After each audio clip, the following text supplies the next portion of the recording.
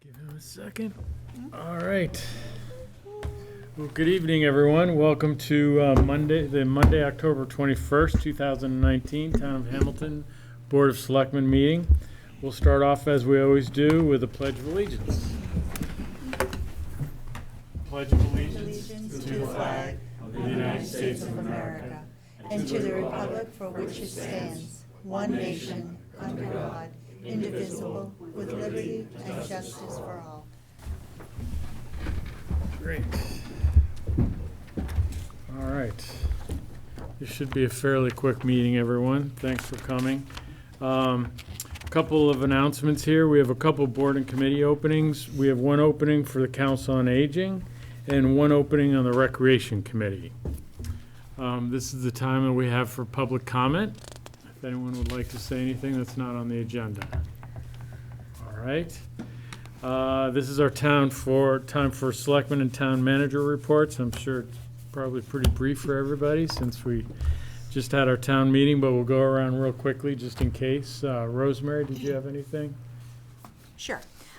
Just one thing, just wanted to reiterate that there's a lot of interest. People have talked to me about reinvigorating the January bonfire, and I'd spoken to Ray Burnett, our fire chief, who thought it was, he was thought it was fine.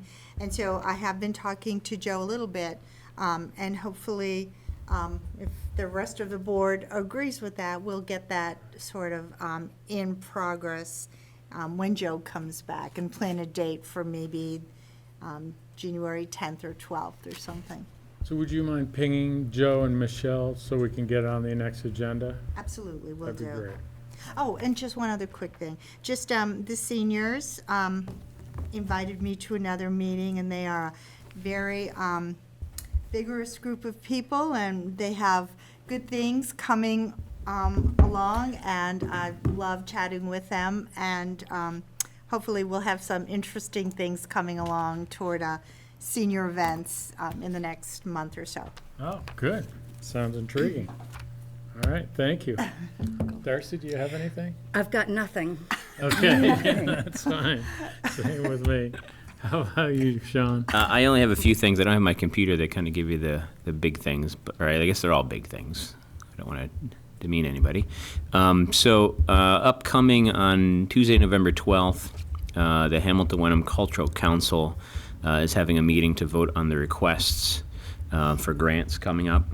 Also, I got an email from Mary Beth, the COA director, that coming up on Wednesday, November 6th at 2 p.m., there will be a dedication of the new deck that was built by Boy Scout Trent Blatz as his Eagle Scout project.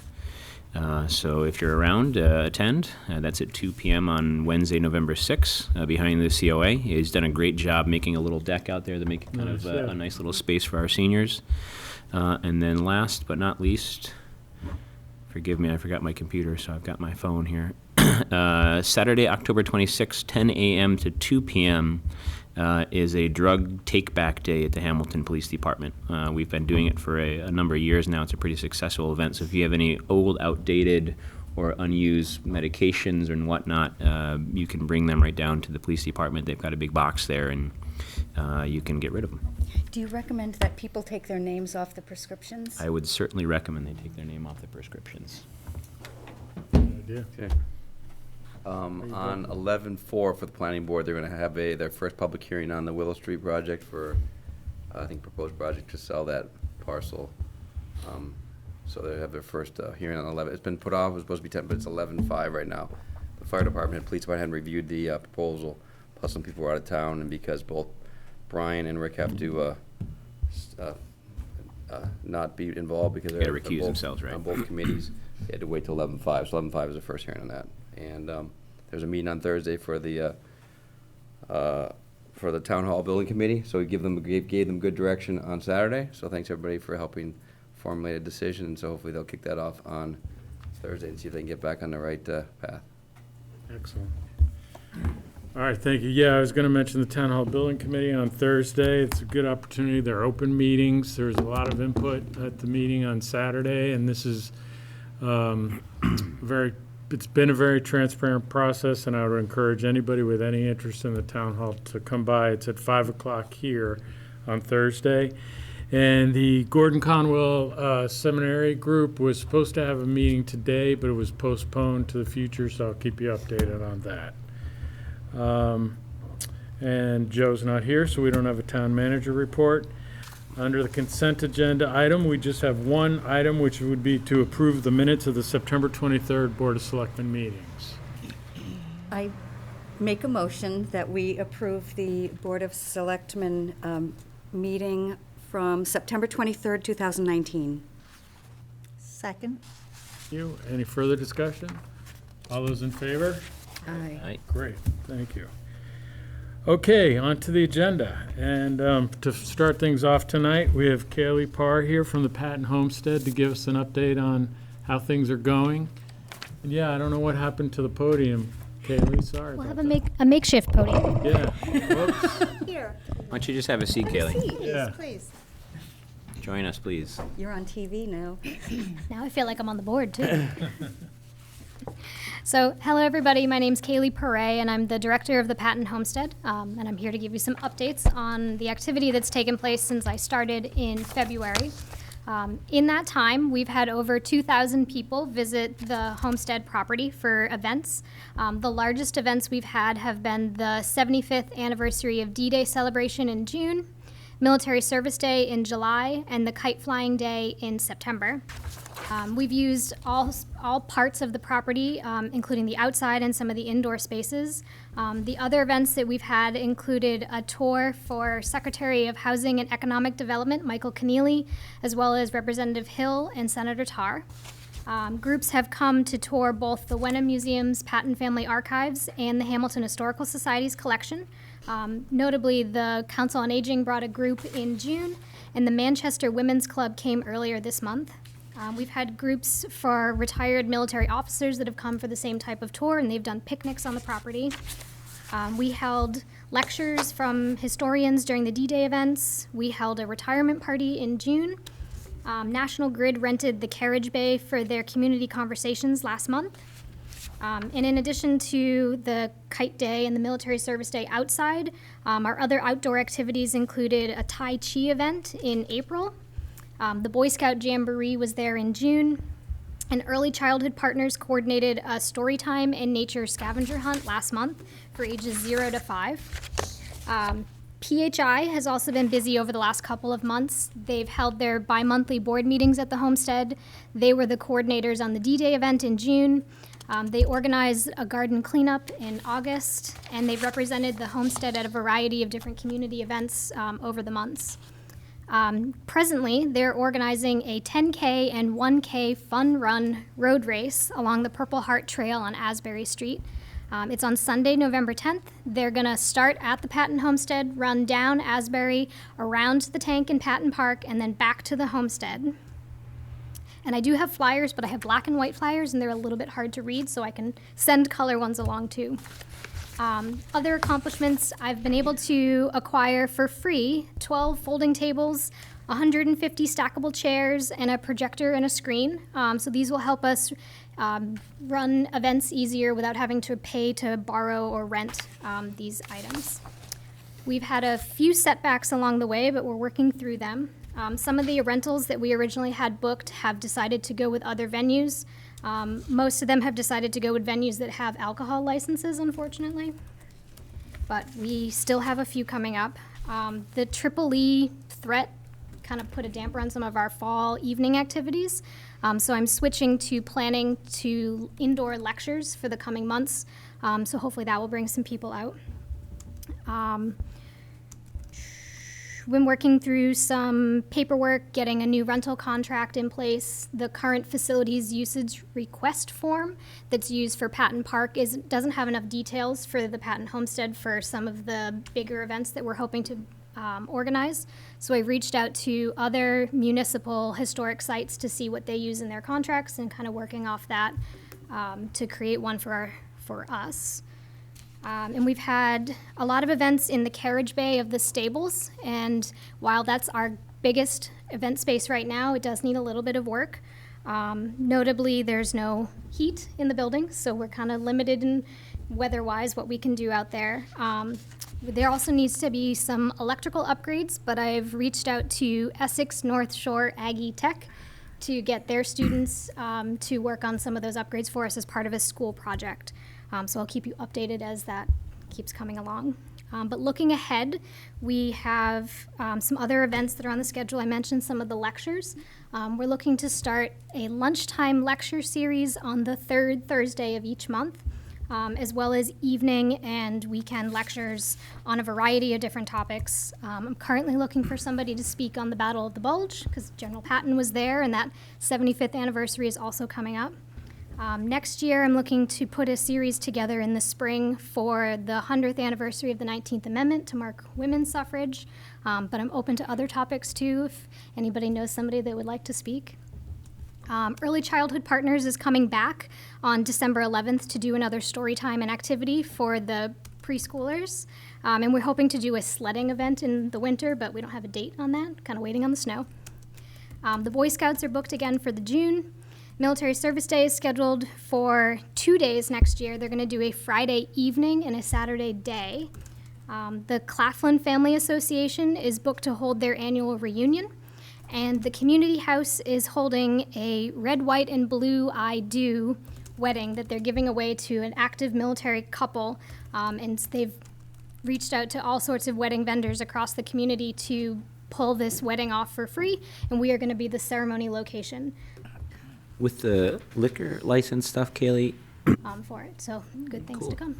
That's great. can we do temporary liquor licenses out there? We can. It's just one more piece of paperwork. Right. And some of the groups that I've talked to have been like, no, we can do that, no problem. And then I saw later on that Yeah, they didn't. they just went to a bar. Right. Like, all right, I can't compete with that. And it sounds like you're doing great stuff, and it sounds like we've found some kind of free donations or some grants for the chairs and stuff like that's huge. Yeah, I got the chair tables rentals. I from- can remember from town hall meetings and stuff. It's a spendy. Yeah, I kind got of the endeavor. tables from the Haverhill Public Library. They were cleaning out some back closets, and they're like, we're getting rid of them. Do you want them? Yes, I want them. Yeah. like that Most of the chairs came from Essex Aggie. Some of them came from the rec department. That's great.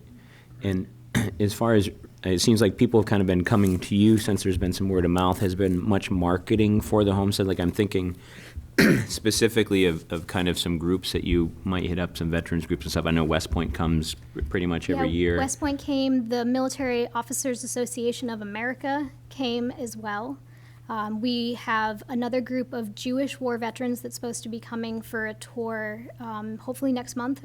I was booking with them today, so they haven't approved the date yet. but- Have you done any outreach to, and I may goof it up because I don't know much about it, but I've heard there's a Patton school of, that's not school, maybe not the right word, but a Patton form of business kind of thought and process. People hold these lectures on the Patton philosophy for business and running businesses, and I- wondering it would be kind of fitting if we could, Do you know where they're based out of? I'll look it up. Okay. But I'll do a they Google they search as they well, kind 'cause of I haven't do heard their that. whole philosophy on Patton's philosophy for business, and they apply the military to the business side of it. Sure, yeah. And they would probably, you'd call them up and say, hey, I got a deal. How about having your Patton philosophy at the Patton homestead? So That's great. I didn't know they I'll look into existed. it. We have another group that I think they are the members of the West Point group that are unable to come to the normal West Point reunion, and they've reached out about scheduling a second date for next summer. The date they wanted was on the same day as the Boy Scouts, so we're still kind of working out whether we can do both or whether we just pick a different day. So there might be another group coming of the veterans as well. And with the archives there, we still have the agreement with, is it Endicott now that we have there instead of Gordon? They're going to the Wenham Museum. Right. And I believe the paperwork is, if not final, is very close to being final on that transfer. But they have a good relationship with Gordon and Salem State for bringing in interns to help out with the cataloging of that collection. And we get a little bit of, like, is it measly rent from them still, or? We get $500 a month. Right. Actually, I got the check. Any other questions? Yeah, I was just curious, how do we stand in terms of it getting towards self-sustaining itself in terms of income and, We're getting there. Expenses. We're not quite close yet, but we're getting there.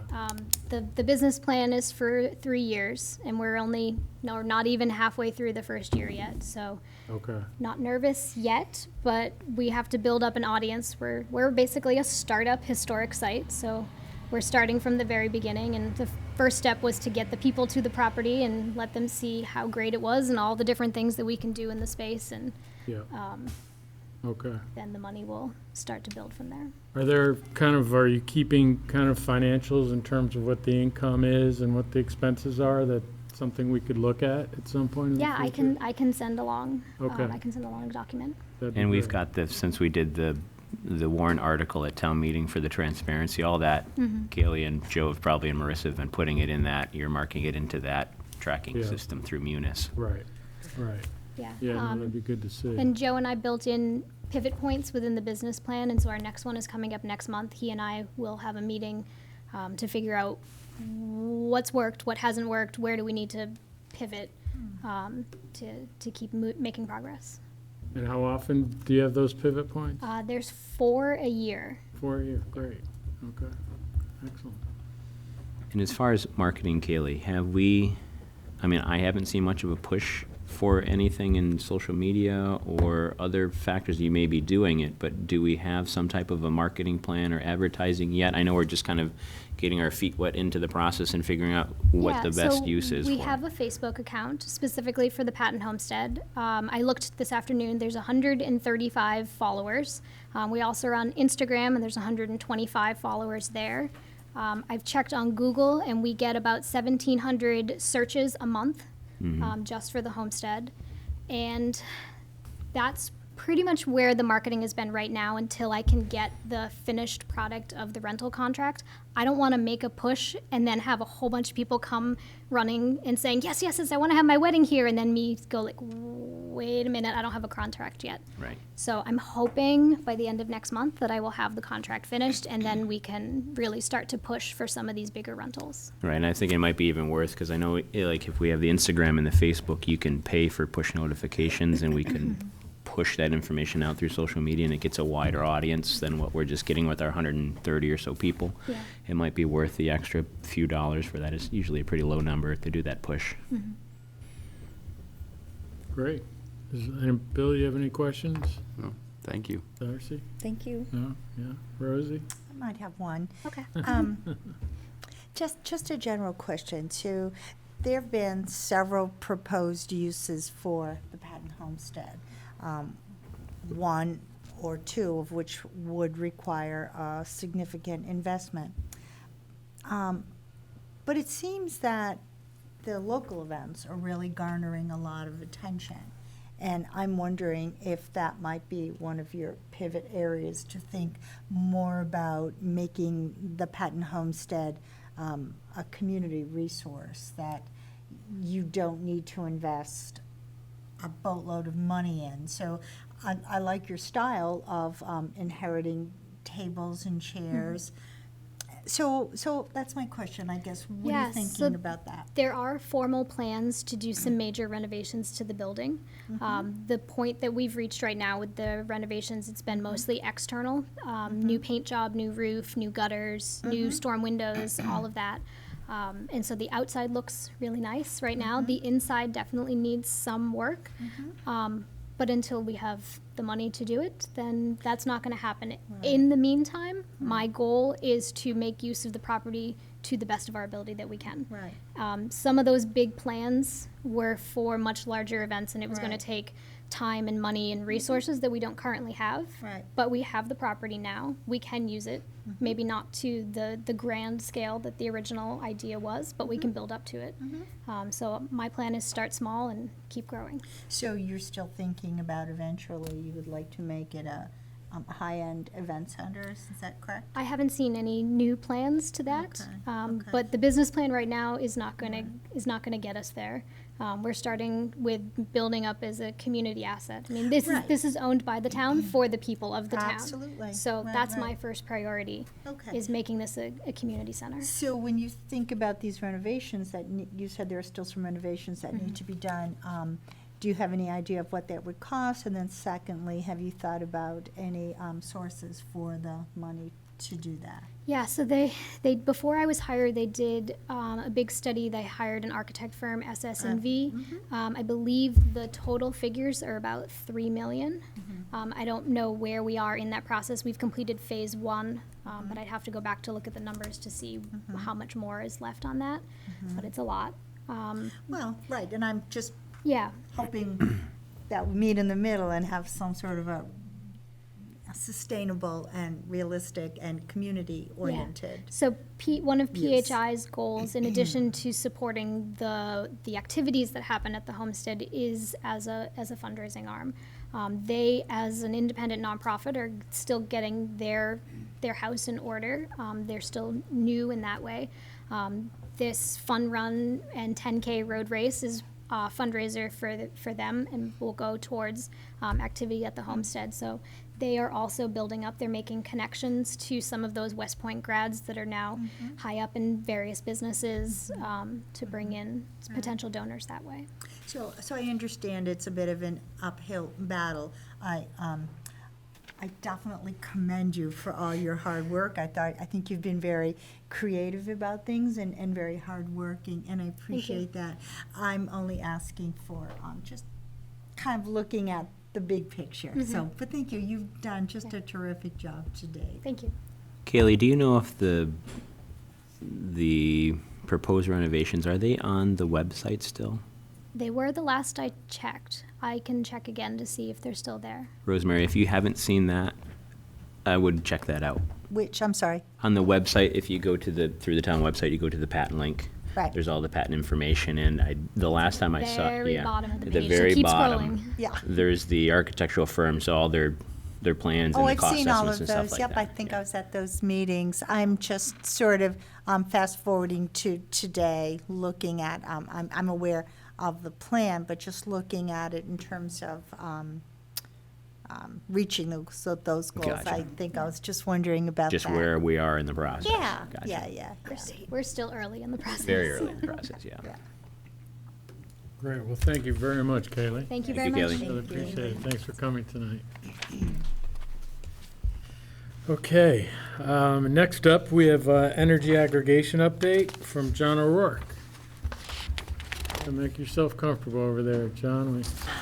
Thank you, Mr. Chairman, members of the board, for letting me come before you tonight, give you an update. Hey, John, on just the to interrupt you just for 1 second, sorry, before you get started, I apologize. I'm assuming this is a PowerPoint or something that you have given us? Or can we get an electronic copy of this if we don't I already? certainly will give you an And then electronic. we can post it on our website? Sure. Perfect, thanks, John. Yep. Sorry to interrupt, go ahead. That's okay. Essentially, the program here in Hamilton went online December of 2018 already, and we're here at, wow, the end, where did this year go? Right, And essentially, to give you an update, generally here in the Commonwealth, there are 150 municipalities that have approved aggregation plans. Of the 304 that are eligible to have plans. As you know, there are 351 municipalities in the Commonwealth. The other 47 already are what they call municipal light plants, or they have their own electricity. So they're their own little utilities. So of those remaining, you have just about half of them that have plans, and there are a bunch going through the Department of Public Utilities approval process to get approved. Very recently this year, both Boston and Worcester, the two largest municipalities in the Commonwealth, have gone forward with aggregation, and they're developing plans as well. On that third slide, you can see where our aggregations are, the good energy aggregations. We have 41 aggregations that are active. We have one that's pending approval. We have 4 in the DPU process, 7 in development, and there's about 8 more that we're talking to. So you can see by the number of residents in those municipalities and the number of households, there's quite a few people that are benefiting from aggregation. On that next slide, just to give you an update on where Hamilton is.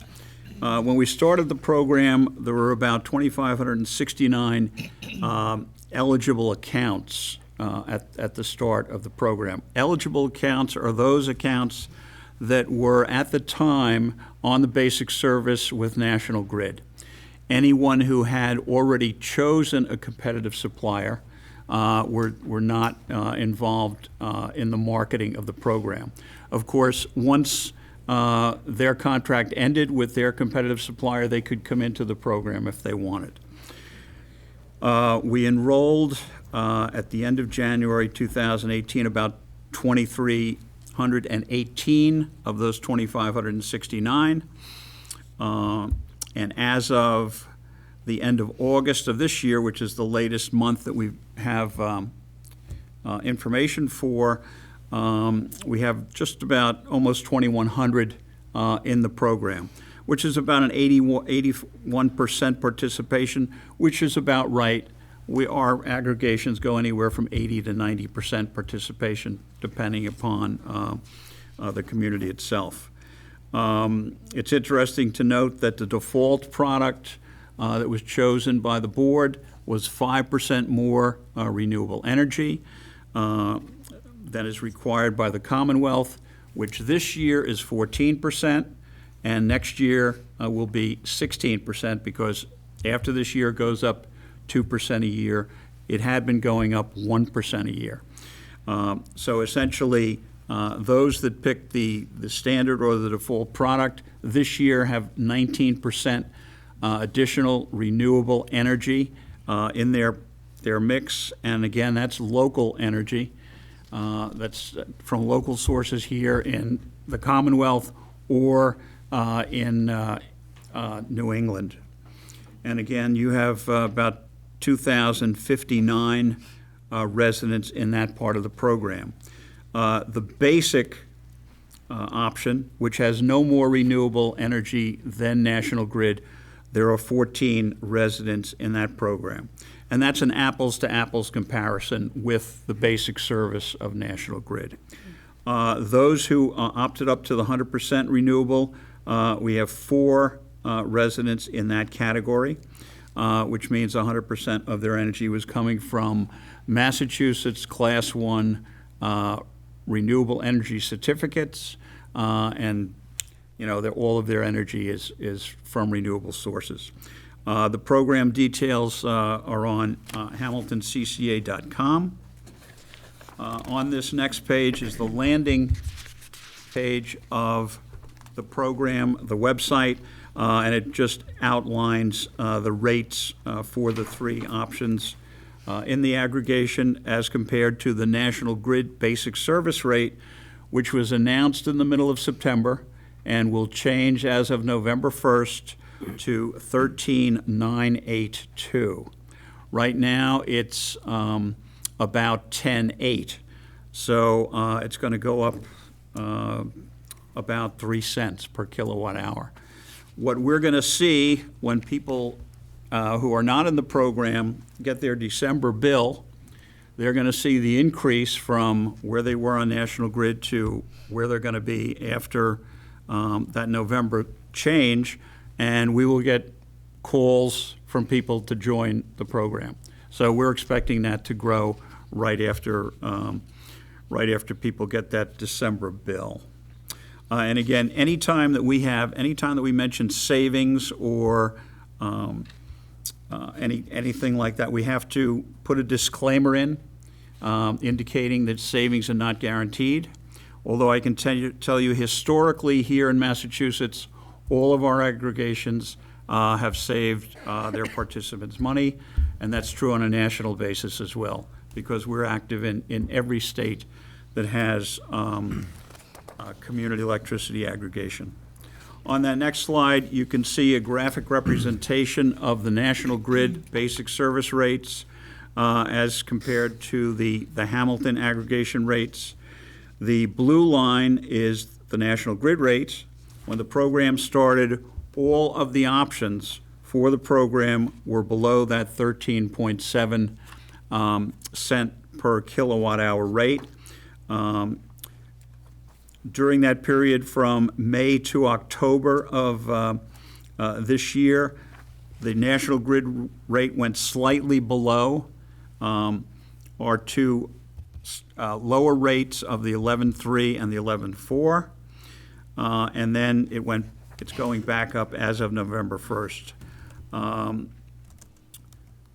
In May of 2020, we're expecting that the National Grid rate may be slightly below the aggregation rate again. But as you can see, the difference between that blue line and the aggregation rate lines is substantial, especially for those two lower price programs. Certainly those people who go for the 100% green are expecting to pay a little more. Those who are more economical certainly are saving a bit of money. That next slide is essentially a table of the results that we've seen so far and the differences. Obviously, the green is positive and the red is negative. And as you can see on the bottom, that bottom line where it says average kilowatt hours per month, that gives you an idea of the cumulative savings for the people in the first two programs, the basic and the default. And you can see that people in the 100% green basically paid about $53 more for that renewable energy over that 17-month period that we have so far, which is, again, pretty acceptable for those people that want that 100% renewable energy. And again, I want to call your attention to that disclaimer on the bottom. The next slide, again, is the website, hamiltoncca.com, where all of the information is about the program. People can come into the program or come out of the program by calling NextEra Energy Services or going online at the website address. And there's a form they can fill out if they want to either opt in or opt out or opt up, as a matter of fact. There are people that we have, what they'll do, they'll go to 100% in the winter and go down to basic in the summer. And they can do that if they want within the program. Again, that last slide is my contact information. I'm always available to answer questions, so feel free to call me anytime. Once, about every 3 or 4 months, we put out a letter, a customer notification letter, to new accounts that come into town to see if people want to come into the program. Normally, what the process is when they come into town, they're automatically put on the National Grid Basic Service. We get that information from National Grid, we send them a letter, and they go through the same type of process as those who originally came into the program. So they have a choice of coming in if they want. And again, anytime anybody who's on a competitive supplier who wants to come into the program can do that by going to the website or making a phone call. So up to now, we're doing. I think we're doing a very successful job with the aggregation here in Hamilton. John, how do you explain the swings on slide number 6? I guess, yeah, that best illustrates how it dropped so dramatically in May through October. Both National Grid and Eversource are required to go out to bid for their electricity at 2 specific times of the year. Whether the market is good or not, they have to go out to bid on those particular dates. What we do, and we've done this with our renewals, some of our renewals, we'll renew them as many as 9-10 months in advance when our analysts tell us the market is good at that point in time to get a good rate, okay? So essentially, that's one of the reasons why we can go out to bid and get better rates, okay? Because we can do it strategically, and the suppliers, the national suppliers that know us, know that our aggregations are run properly, and they know what they're bidding on when they come into it. Essentially, again, the disadvantage for the utilities is they have to go out at very specific times of the year, whether the market is good or not. Right, and when John and I were working on setting this up, we had a handful of dates that kind of came and went and fluctuated, trying to wait till it was just right. And we also went in with Gloucester at the same time, so we had a bigger aggregation, more people, so we got a better rate even with that included, so. And then could you refresh my memory and the two newer members on the board when we come up, is it a three or 18-month? I can't remember what the contract was when we made the original It was a 2-year contract. 2-year contract. So you end in December of 2020. So right after the first of the year, we'll start looking for a good time. We've found in the last couple of years that April or May period is a good time to go out to bid. So I'll keep in touch with Joe, and we'll look for whenever our analysts tell us let's go out to bid for these particular communities, and we'll do it at that point in time. And then that program will start as of the next month Right. of January of 2021.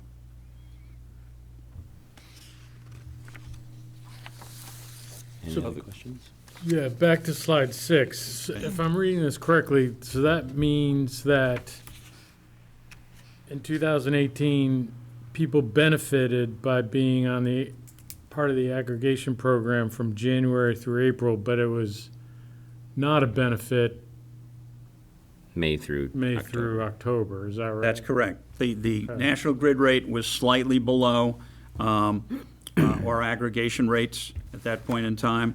One of the reasons why we have to put the disclaimer in is because we're not going to be below in every adjustment. Although our biggest aggregation in Massachusetts, that's about 5 years old now, has been better than the basic rate on 7 out of 8 adjustment periods. So again, you're going to see, we don't think that rate is going to be as low in the spring of this year because of that 2% kicker in the renewable energy rather than the 1%. It's going to be a little higher. So we don't think this is going to be, it's probably going to be very, very close to where we are now with the 11.3 and the 11.4 rates when it comes to that May rate for National Grid. We'll know that in the middle of March. That's when they have to come out and request rates from the Department of Public Utilities. So we'll know in the middle of March what that rate is starting in May, on May 1. Okay. And you can correct me if I'm wrong, John, but say if I'm a homeowner, customer, and I see in May the rate's gone down below my aggregation rate, I can opt out. Yes, And then Sure. when the rates go back up, I can opt back in. you can. So you just have to do it, it's tied into your, monthly date. One, I don't know what I think it's your meter read, but I don't know if it's different for everybody or the same for everybody, but you have to look at that meter read. We have to Right, do it before you'll have that to, time. you'll have to do a little more Yeah. investigation to see what it is, I don't know, be- we all have different meter read dates, I'm assuming, on our bills. Well, in particular municipalities, the meter reads are pretty close in terms of dates. You might have 3 or 4 different dates, but they'll be very close to one another within a municipality. And when you look at it in the long run, though, when you're looking at the next page or so here, when it's talking about the overall savings, we've come out above, even though Right. there was Okay, that right. Still save fluctuation of, $100, right. right, you're still saving $200 almost, yeah. Which is great. Yeah. 4,000 citizens, it's a. And that's a good amount of A lot money, of right? money. That's a lot of money. Yeah, it certainly, and again, we find that a lot of those savings are spent in the local economy. So it's almost an economic incentive for the local economy as well. Excellent. Any other questions? Anybody else have any other questions? No, Okay, and again, feel free to call me anytime with questions. he'll answer them, too. Yes. So people don't know whether they opted in or opted out 18 months ago. It's on their bill, it's on their National Grid bill to tell them? On their National Grid bill, the only thing that changes is the name of the supplier. If they're on National Grid, it'll say National Grid under Supplier Services. If they're on, if they're in the aggregation, it'll say Nextera. Okay. And that's the only thing that's different on the bill. And again, a lot of times we do a lot of public outreach to senior citizens. And when we do that, we ask them to bring their bill to us. And unfortunately, a lot of them have been put into a program that they don't even know about. They think they're on the local utility, and you look at their bill, and it's, ABC Supply Company, and the rate is way higher than it should be, And it's one thing, we always stress to the seniors, you never give your account number online or on the phone to anyone. And the classic line is, oh, we need your account number to see if you qualify for this discount program, blah, blah, blah. They give the account number, the phone call ends, and they get switched over to a program that puts them into a very high rate. And it's unfortunate. Yeah, one last thing. I had a question with our recent storm and power outages. Someone had asked me about the electrical aggregation and the power supply. And I was trying to explain to them that they were kind of apples and oranges. The aggregation, we're still getting power through National Grid. They're doing all of our service and our repairs. The good energy was a different beast, kind of. So if you might address that concern for some of our citizens who have had that question and kind of explain the situation there. Okay, that's a question we get. People are concerned if they're in the aggregation, will they get lesser service from Right. National Grid? Okay. Our role in this is the consultant to put the program together. The supplier is Nextera, and the servicer of the account is National Grid. They take care of the infrastructure, they take care of the outages, the billing, they do all of that. The only thing that changes is the supply, where the supply comes from. National Grid, since the late 1990s and deregulation, makes no money on the supply. So they don't care where the supply comes from. So people don't have to be worried if you're in the aggregation or with National Grid that you're going to get a different level of service, okay? Because, the linemen out there don't know whether your house is supplied by, Nextera or National Grid, okay? So there's no difference in the service, and hopefully the service is always good, Good. All right? All right. Okay. Well, thank you, you, John. John, very much. Thanks for coming. Thank you so much. Have Appreciate a it. good night. Have a good night. Have a good drive home. Thanks. Okay, next up is the policy for the Board of Selectmen appointments to boards and committees, our second reading and vote. So in the package was the updated policy based on the discussions we've had in the past on the first reading. I'm not sure if everybody's had a chance to take a look at it. Are there any additional changes that we want to discuss tonight, and then have a vote on the I policy read it and I'm itself? satisfied. You're I good? read it, yep. Rosie, you're good with it? Yes, on.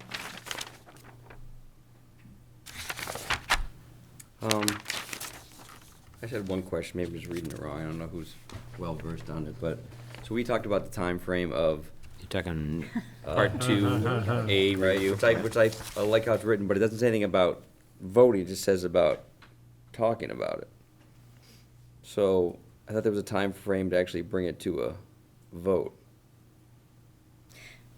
I think it's dependent on who comes forward. But that's what I would say that if, I was gonna say if If there's at there's least nobody one. that comes forward, we But that, don't. I thought we were gonna do like the if-then, if Mhm. one applicant At has the to go to end vote, of no. that period. Yeah, I don't see that in here, so No, yeah, you're right. I'm missing something, or? I wonder if there was a reason why Joe didn't put it in. We had rewritten it sort of as together as a group, we should have agreed, like, Maybe it just didn't end up in the Maybe he notes. ran it through town council and they said, I don't know, my we'd have to question. ask them. I don't have my other notes here that I wrote on, they're in my car, but, So this would be under A, review. I don't know whether it'd be under, Oh, it says no later than wait. Yeah, so 30-day for the notice period and no later application. it's than for the 60 days. application, but it's not actually the Appointment. vote. We talked about if there's at least one application within the 60 days, it will be brought to vote within 4 meetings of the, I mean, we talked about, we sort of wrote out what it was. Yep.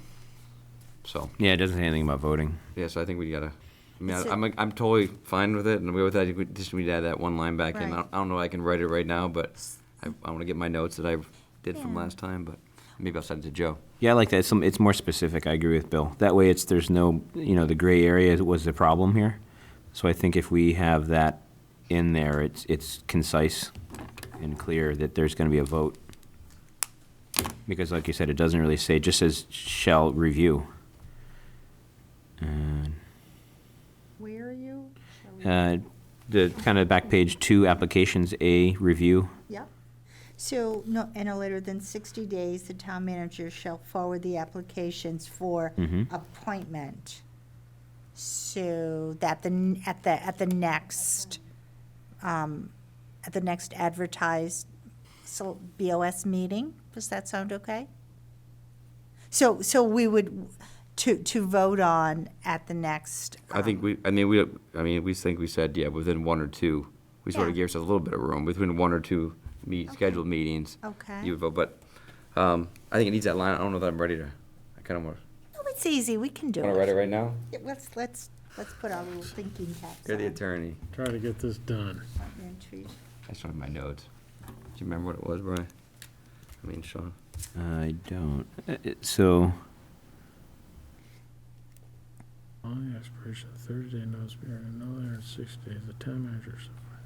And how about after chair of their respective board or committee, we put in that line that the selectmen shall vote on this within, what did you think, two meetings? No later than 2 meetings? Does that sound okay?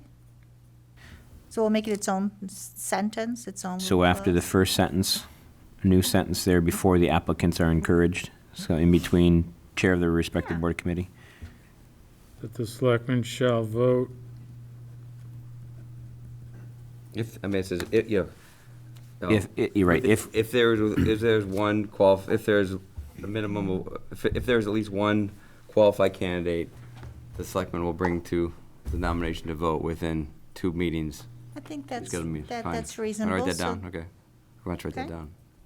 Who's writing? Shall I, If Jeff, are there's you at least writing one or shall I? qualified candidate, you're the Well, lawyer, that's- why don't you gotta write watch out for down? that, because it says, the Board of Selectmen shall not be bound by such recommendation, He but has an shall AB. consider it a substantial factor. So, But that's recommendation of the committee chair. right? Right, that's not saying anything about the voting. I guess maybe the well, it next one does, vote it comes says in. you shall not be bound by such No, recommendation, but but you shall can consider No, it a no, not yeah. vote substantial the person factor. in. You have to vote the Right. person in, but you at least have to bring it to vote. Yeah, So the question is, if there's at least one candidate, qualified candidate, within the 6-day period Yep. required to bring it to vote, doesn't mean we have to vote them in, but at least we have to bring it to a vote and Yes. either tell them I yay or think nay. They that's don't sit, they fair. don't sit around for Yeah. 6 months wondering if I they're on the think that's committee or fair. not. And it also will encourage people who are thinking about applying to apply. Yeah. So where we put it under Would it- review, under vote? would it be there, though? Would it fit better in B? I think it's Or, better. sorry, I 3. think it's better on 3A. On 3A. 3A, I think, would be the place for it, The vote because it's talking vote. shall, Following such consultation, and I would say where that comma is, and put in Bill's line there, If well, right? There. Would that fit? Say it following again. such consultation, The Board of Selectmen shall shall select one or more candidates. for appointment at an open meeting called for this purpose. And an open meeting, Would be a BOS meeting. at a BOS meeting, And maybe, Right, I within mean, 2 meetings of the 60-day time frame.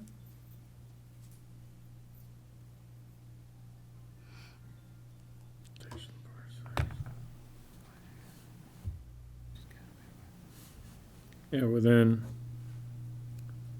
60 days. Well, Right. within 2 BOS meetings BOS. after, within 2 scheduled fine, yeah, BOS that way if one Yeah. gets canceled, you at least have a second Right. one. where you Right. can Does that sound all schedule it. right? Yeah, that's fine. So then All if- you gotta do is add, under Right. call for this purpose, within 2 2 scheduled meetings. BOS Yeah, meetings. that's Yeah. it. Then that's just covered, yeah. Yeah, Yeah, okay. Simple that. I Okay. think that's good.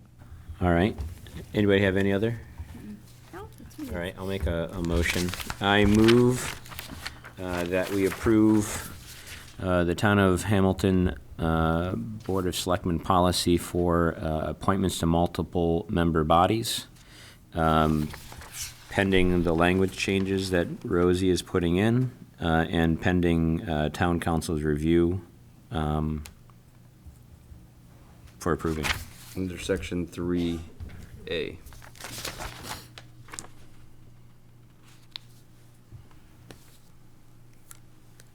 Okay, Second. second on that? Yeah. Okay. Any further discussion? Aye, aye, aye. All right, all those in favor? Aye. Aye. Aye, great. Okay. So Rosie, would you mind getting that to Michelle and to, Nope, no Joe? problem. Will do. I can change the language and then get it out to Lauren, I guess, would be it? Yes. Okay, super, will do. Thank you for doing that. So now we've approved it, we do have 3 appointments to consider. However, I mean, it depends on what you all think, but it sounds like we have fulfilled and followed the correct policy for the Affordable Housing Trust. I'm not sure if we've followed the policy for the Board of Health and the Hamilton Foundation yet. I don't know if we can That makes retroactively sense. do this anyways. I mean, I think it's moving forward and not going Yeah, backwards. yeah, I but- would say the same. Yes, I would keep it. I would, I'm comfortable with Yeah, making I'm the other comfortable 2 with- appointments yeah. tonight besides the Affordable Housing Trust. yeah, I'm comfortable with moving forward. With making them? Yeah, Yeah. because, I Okay. mean, this is we can't, And we've been waiting on the Board of Health for, yeah. no Right. offense to the Board of Health, Phil. It's been a year, it's been open, so we right. got somebody, I let's think it's just for- run with it. That's great. I think it's starting from, once we sign this thing, Correct. so. Yeah. So Sure. we don't need to go back and retroactively change stuff that's already in process.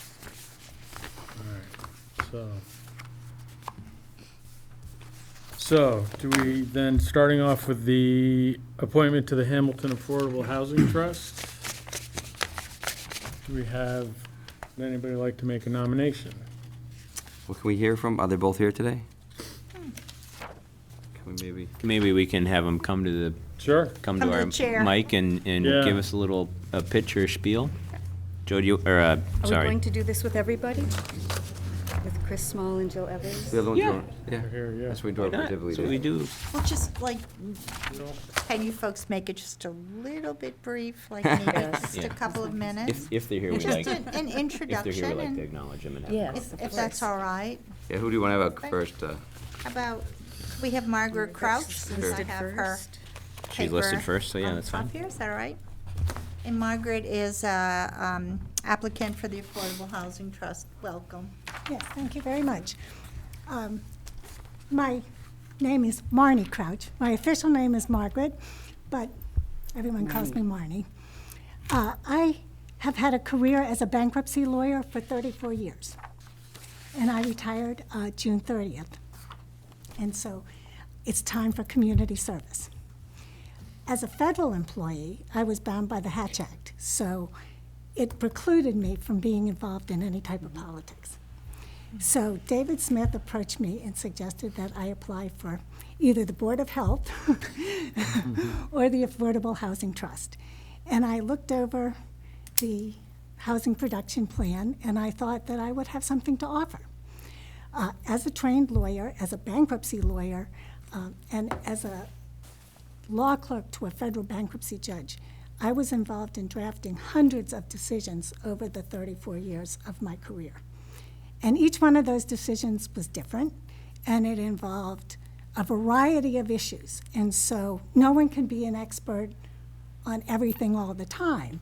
So each decision involved getting up to speed in an area of the law, not just bankruptcy, but real estate, secured transactions, and becoming so familiar that we could resolve an issue for the benefit of the litigants. So I looked at the housing production plan, I thought back about my career, and I thought that I could work collaboratively with the members of the trust and bring something to the table as a trained lawyer, and hopefully meet the mission statement of the trust in a way that satisfied its purpose, the concerns of the town as reflected in town meeting, and really perform a service for the town. And I would welcome the opportunity to be able to do that. And if you have any questions, I'd be happy to answer them. Thank you. Thank you, Marnie. You're welcome. I think I just have one question. I mean, it's sort of, Oh, sure. I think that the challenge, I think, I was on the Affordable Housing Trust for a year, and I think the challenge was that the smaller projects get approved very quickly, but the bigger chunks is what we need. So it's sort of, you know, so it's sort of, and we, once again, the town knows that, we know the town wants 20 projects and smaller, which makes sense. Unfortunately, we haven't had any of those yet. So, so that's one of the questions I just had. So how do, you know, in terms of, how do you see yourself as, you know, your role in affordable, is it to promote and go out and find, you know, go out and find developers to develop and find a project, or just to review the ones that come in front of you? I mean, so how do you see your role in it? Sort of more as a passive role, sort of wait till projects come to you, or do you think that the, you know, because the mission of the Affordable Housing Trust is to encourage affordable housing, right? Right. But Right. if they're not out there, sort of how do you, you know, it's, you know, I don't know if you have the right answer, but it's kind of here to see your philosophy on it. You know, I have to hesitate a bit because I haven't been on the Affordable Housing Trust. And I know that the people on the trust have probably done great work. And I do know they've approached the folks at Gordon Conwell for some larger type development. So I think that it certainly is a possibility, but I think it would be up to the board as a whole whether or not to go in that direction. So I can't sit here right now and say unequivocally that my position would be to reach out to developers. I think that I would have to, there's a learning curve to being on the trust, and I would want to get a sense of what the members thought and also what the town thinks, and then go from there. I know that there are probably developers out there, but if they're interested and are aware of certain parcels, and the housing production plan will become a public document, they would be aware of that. So I think that they have economic incentives or concerns or whatever. So I think that, yes, we could go to them, but I would think that if they're serious about development schemes, they're going to come to us because they have the bottom line. It's their money at stake. So it's hard for me to see, you know, we could say there's land available, but, you know, they would have to acquire it. There may be incentives that the Affordable Housing Trust can offer, but they have the economic burden and benefit. So, But we do too, because, I mean, keep in mind that, I mean, the good news is that the Habitat for Humanity has a good relationship with Hamilton now. Oh, So yes. we're doing, which is great, we approved 7 units, which is excellent. Yes. But the town's investing $400,000 or $500,000, Yeah. which is a $600,000. About 800. How much? 700,000. Yeah. So even though it's a habitat project, the town's gonna invest, so we're investing about $100,000 per unit. Right. So that's sort of the economics of it, is that how much did the town invest per unit and how much it develop. So that's part of the challenge you'll have from this kind of year, because it's something to, it's a challenge, because people will ask you, why are you looking at this one? Why are you looking at, well, you can't really, our job isn't really to, sometimes to look at stuff, it's just to analyze what we get in front of us. So, but no, I just appreciate your thought process. Well, on you it, know, so. and the other thing is, in looking at the housing production plan, there are other ideas that can be investigated. And, you know, I do have those ideas, and I'm sensitive to being naive. But, you know, I'm interested in a number of properties in the town that are in tax title and what we might be able to do with those properties. That's an idea. I also looked at some of the properties that are for sale in the town of Hamilton right now that are under $300,000. There are 4. I think I'm correct on that. This is just looking at the Right. real. And so, you know, if we're investing $100,000 for Right. the Habitat for Humanity, it's possible that there might be some type of program that could be used for first-time homeowners. That's interesting to me, whether it's And that's feasible or interesting, not. we thought about that, it's an interesting concept, when Yeah. we thought about that, because it's So, sort of, you know, subsidize it, but then it becomes a perpetuity. Yes. becomes affordable housing. So, I Yes, mean, we yes. thought about that. So I kind of like the idea of looking at all avenues Right. instead of putting all the eggs in one basket or reaching out for a developer and expending a lot of time and effort and then to have, the town not be on board. But I think the town is very much appreciative of the incremental approach that's consistent with I think, everyone's priority, which is to preserve our open space and the feel of the town. Because like this building, if you change it in such a way, you'll never get it back. So the exterior of this building is now preserved, but, if you made a change to it, it's very difficult to go back. So that's my philosophy. That's But great. No, thank you. I really want to look at all the different approaches that were identified in that housing production plan. And I don't want to spout all these ideas. They may be. Yeah, thanks, Give all Marty. your secrets out already. Appreciate it. I'll give all your secrets out at once. All right, thank you. Thank you. Thank you, Marty. Thank you. Oh, Thank you, Marty. Thank you for Nice meeting you. Anna, would you like to come up?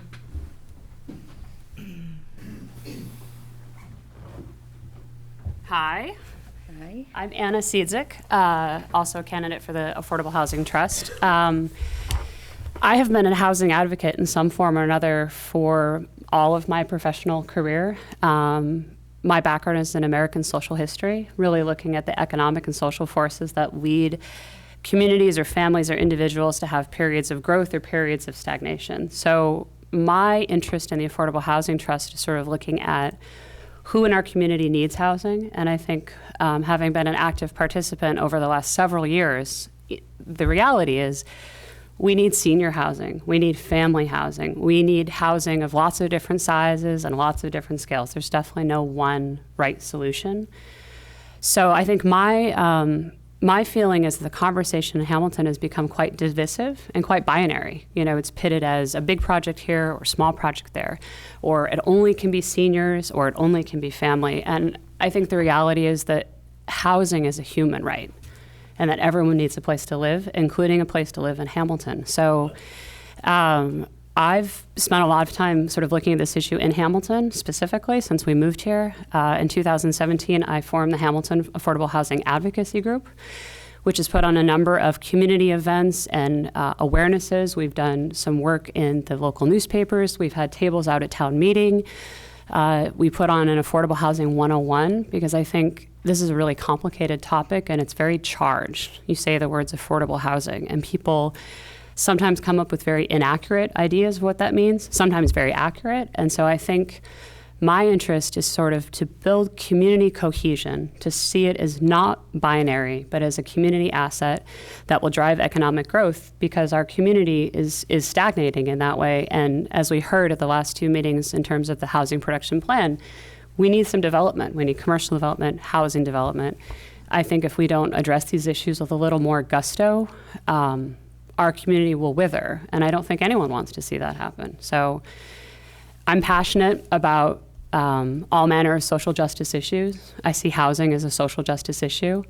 I have a long documented personal and professional career to that effect. And I think I have a really strong academic background and a strong advocacy background because I passionately believe the mission of the trust is to actively create housing. It wasn't formed as a passive body. It was formed as a creative body to address a local need, an economic need, and also to comply with state law, whether you like the law or you don't like the law. It is the law. So I'm very interested in serving and sort of taking my advocacy of this issue to a more formal level.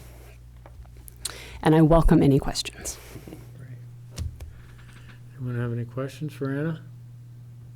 Let me kind of go on the same line before. I mean, so I think, I was in favor of the the Harbor Light thing when it was the smaller project, and then sort of the last minute they sort of withdrew, and it came from sort of, and you were involved with the whole thing, sort of lesson learned on that, so sort of negotiating with Harbor Light, the community agreement, sort of that we went down this, and at the last minute they sort of changed the rules of engagement and sort of made us.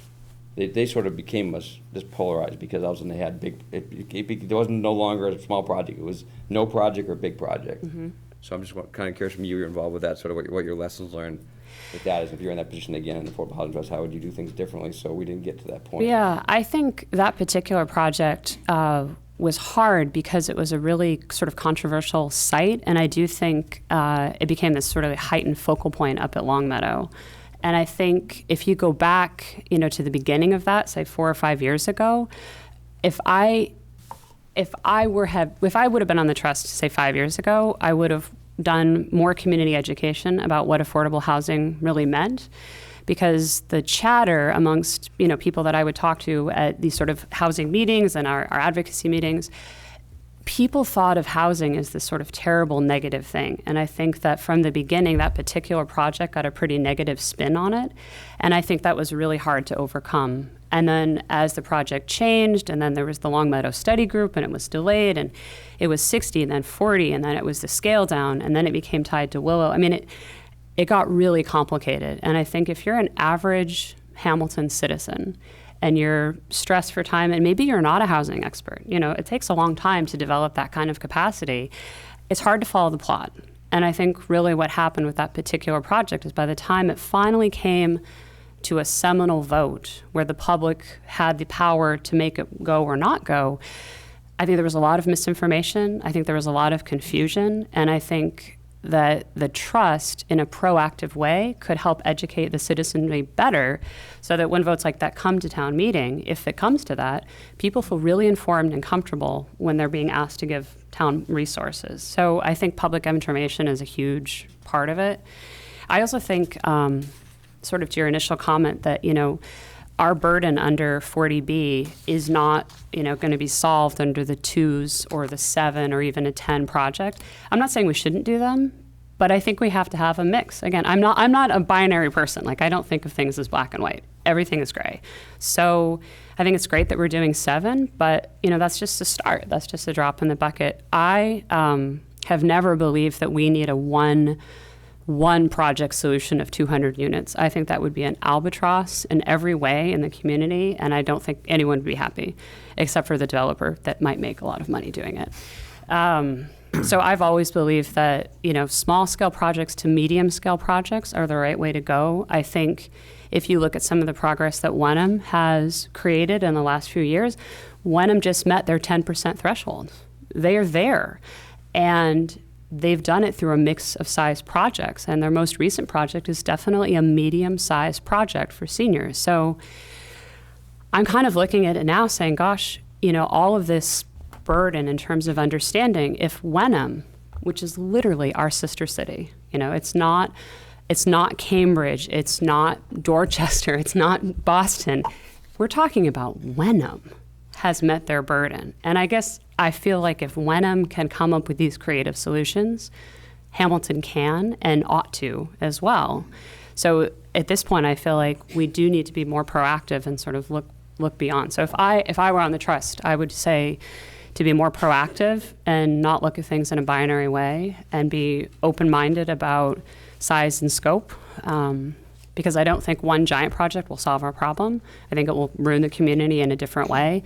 But I also think we're never going to make the housing that we need if we only chip away at it 2 units, 5 units, 10 units at a time. We're never going to get there. All right, thank you. Thank you. I just have a quick question. You said that people need to be educated. Tell me what you think. I'm not sure what you mean by that. So I think the people who attend town meeting and, you look at the population that actually attends town meeting, and it's a higher proportion of participation than you get at meetings like this. And then you look at the people who actually attend the trust meetings, and it's practically crickets. So I think from a common citizen, like a layperson's point of view, they're busy with all kinds of other things. I think it's difficult to convey the complexity of that law to ordinary citizens who then all of a sudden they show up at town meeting and they're expected to vote on these rather complicated projects. And I think it's well documented that affordable housing in particular has a lot of myths and stereotypes. A lot of people think really negative things about what affordable housing really is. And so I think if you're going to ask regular lay citizens to exercise their voting power, as they should, we should do a better job to inform them of the implications of those votes. And I think they're voting on things they don't necessarily understand, and what they do understand has been artificially prejudiced in a negative way against affordable housing. That's sort of the common narrative in not just Hamilton society, I think in American society. You say the words affordable housing and people come up with a really negative stereotypical image of something that they don't want. And that's actually not the reality at all of either the projects, the scope, or the economic benefits that come with it. So I think community education has to be a bigger part, because especially I think between the ages of 30 and 50, the sort of, family units of Hamilton, my peers are incredibly strapped for time. And it's not that they're lazy or that they don't care. They literally are choosing between cooking dinner or attending a meeting or spending time online researching a topic, and it's all they can do to get to town meeting, let alone having researched something ahead of time. I wish that were a different reality, but that is our reality. So I think if we're going to give those voters the power, we as the trust would have an obligation to give them better information. Okay, I see. Thank you. Thanks, Anna. Are we doing these one at a time? What's that? Questions? Yeah. Did you have a question? The next, are we doing this as a group, like a consent agenda? How does that work? No, we'll You have to make a Is that- motion. make a Is motion. that good? Am I Yep. dismissed? Thank you, Anna. Okay, thank you. I'll make So I'll make a motion if we're done with the interviews and the questions. I make a motion to nominate or approve Anna Cizik to the Hamilton Affordable Housing Trust. Okay, Second. all right, any further discussion? All right, I've worked with her for many weeks and months on the other stuff, and she's involved. I think both people are great candidates for it. So if you have to choose, I think they both should join. If you have to choose one, I sort of would choose her over, and then if a position opened up in the future, and maybe attend the meetings and work on some of the projects. But so that's where I stand on it. Yeah, kind of the echo Bill. If Anna gets chosen or Marnie gets chosen, whoever, I hope that the other person will continue to pay attention and volunteer again when another position comes up, either in the Affordable Housing Trust or Board of Health again. Who knows? But I really want to thank both the candidates and the other two candidates who are the solo candidates for coming tonight and willing to kind of throw your hat in the ring, because I've been at this for 5 years or so now, and I know how much of a commitment it is on this board and many of the boards in town. It's a lot of kind of heavy lifting with the best interests of the town in your kind of back pocket. So I really do appreciate you volunteering your time. It's a tough position. It's polarizing, so Right. it's hard to make a decision because people won't always like it. But Yeah. got to do what's best for the town. So. all right, thank you. Any other further comments?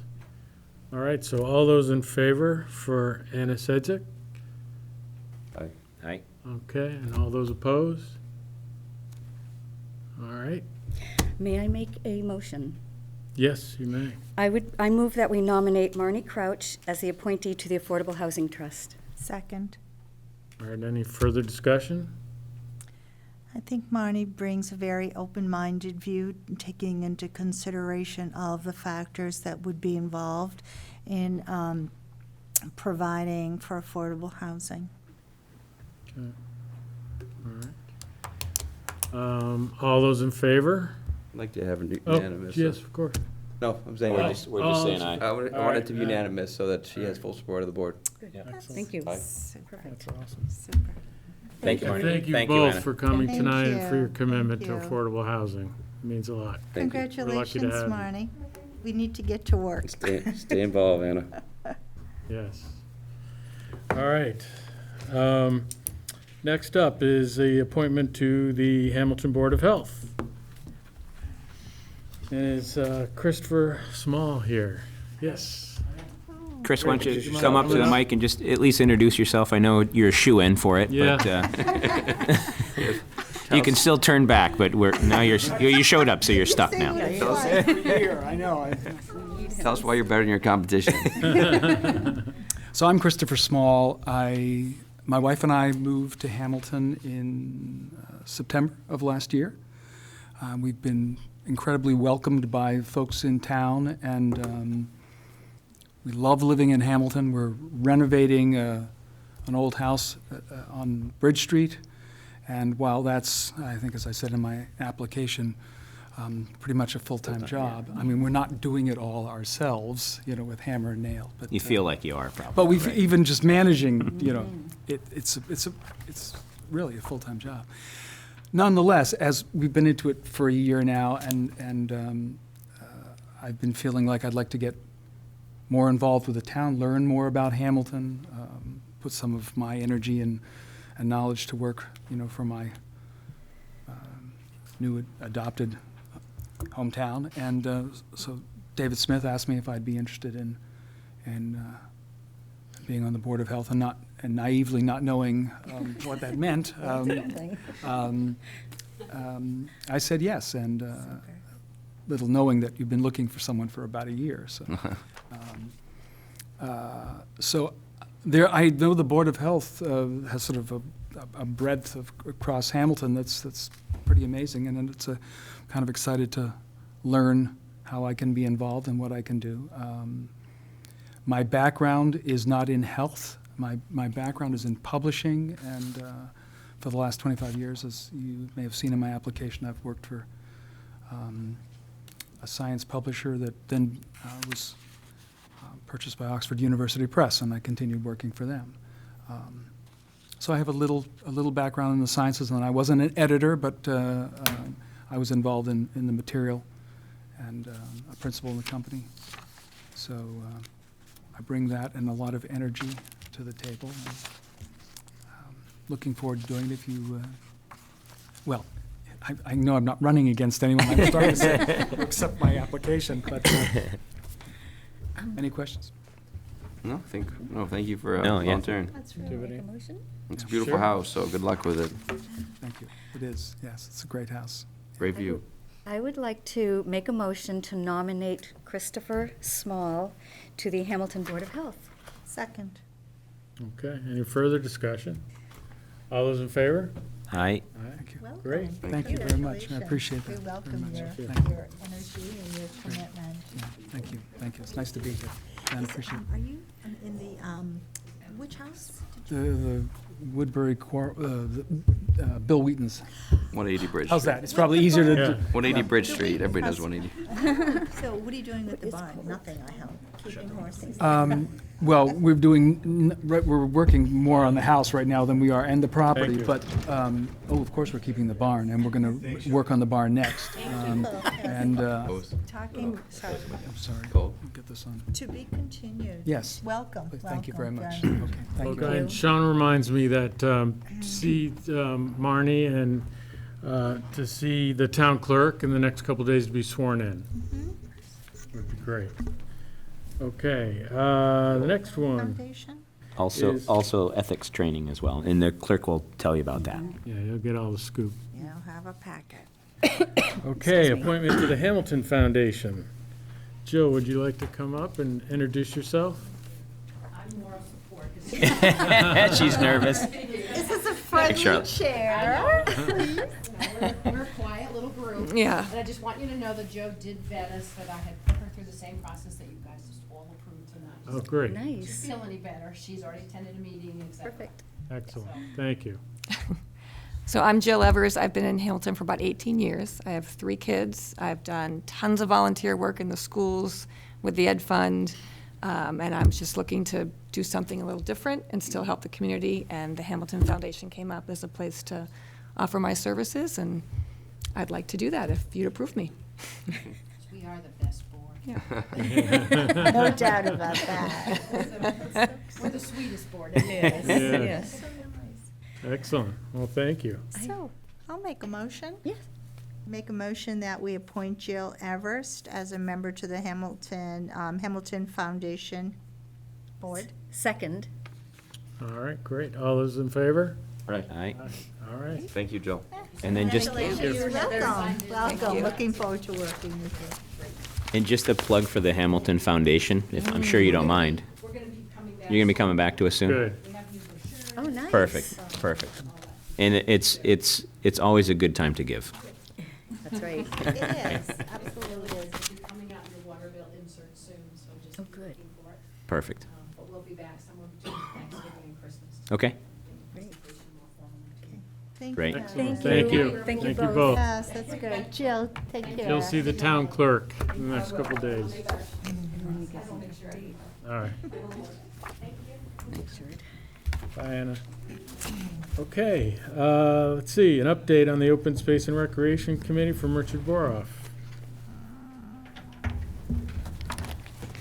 Hi, Richard.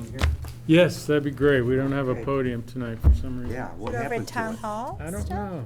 Someone took it with them. Maybe it is at high school. I mean, the high Maybe school, Joe I'm took it sorry. to his conference. Yeah. Joe took it back, took it with him.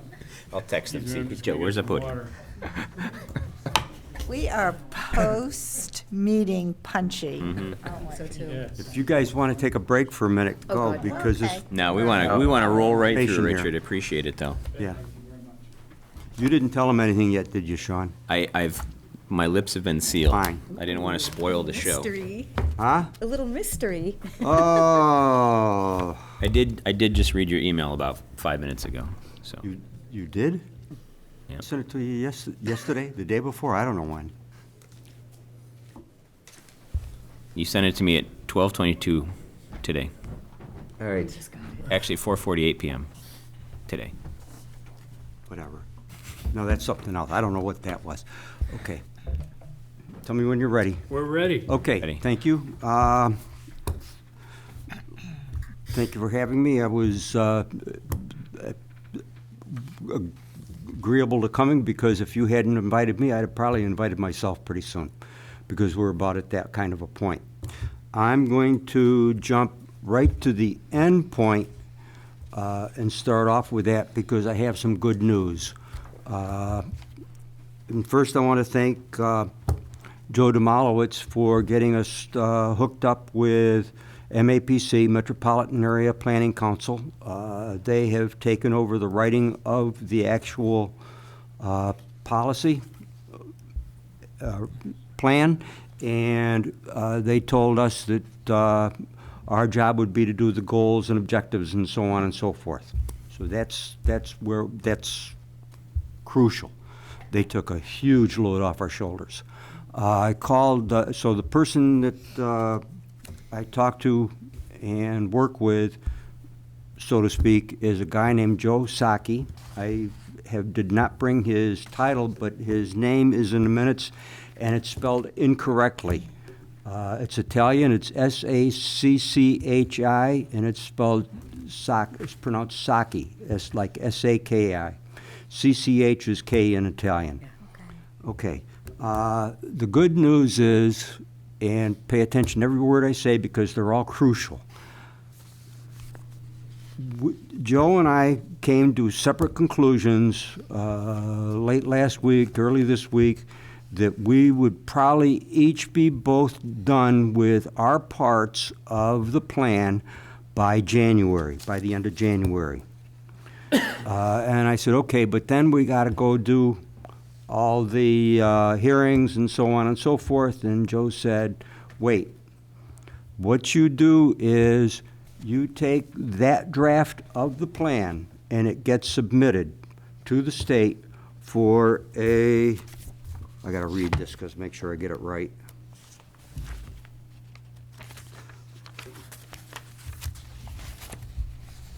Tentative conditional approval of the plan. I don't know how long that takes, but it's the first draft, it's a complete plan, unrevised, unedited, and so on and so forth. You submit that, you get the conditional approval. When the conditional approval comes back to you, you can then start applying for grants. Does not have to be all through the completion process. So that's your bottom line. That's where we're going to, okay? So at any rate, I thought that was pretty good. I thought you guys would be cheering because you've been.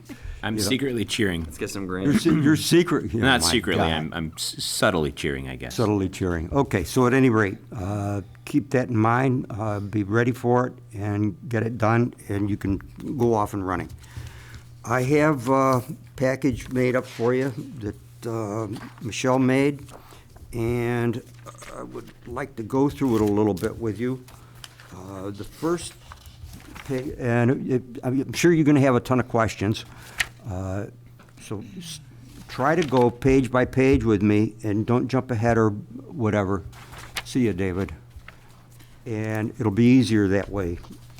The first page is just the list of the dates we've had meetings, front and back, and the one or two main things that we accomplished in that meeting. Some of the big things were that in April, we met with Ralph Wilmer and Joe Saki from MAPC when they told us they would take over the drafting of the plan. We sent them at that time, at their request, all the materials that the previous open space plan had completed, and they're working on it. They're working with it, on it, or whatever. We've done other things like toured the town, recreation sites, with the MAPC representatives. Let's see. On the back, this is back and front, we met with Chris LaPointe in August to sort of find out how we work with landowners to get them to put their land in a permanent conservancy. The 26th of September, we got an email from Joe about town-owned lands being used for passive recreation. And by the way, passive recreation means you don't disturb the land. That's walking, hiking, things like that. Where you need a football field, that's not passive recreation. That's when you have to set up a field that it's, you've disturbed the ground, you have to put in posts, you have to have a flat land, so on. And then on October 11th, we met with Joe and discussed the status of the plan a little bit, goals and objectives of the plans and how to move forward. And the one thing that when we met with the first time, when we met with Ralph Wilmer and Joe Saki, they said to us to get a draft of our goals and objectives and to send that to them. So we go to the second page, and that's where we're at.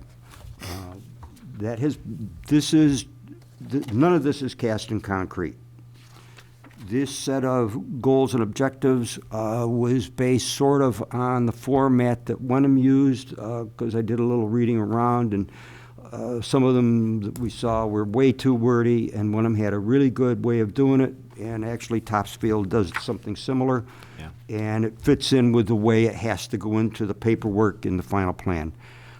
This draft was written by Chris Davis, who is also the guy who wrote the procedure, what it is for land acquisition. Do you know him, Darcy?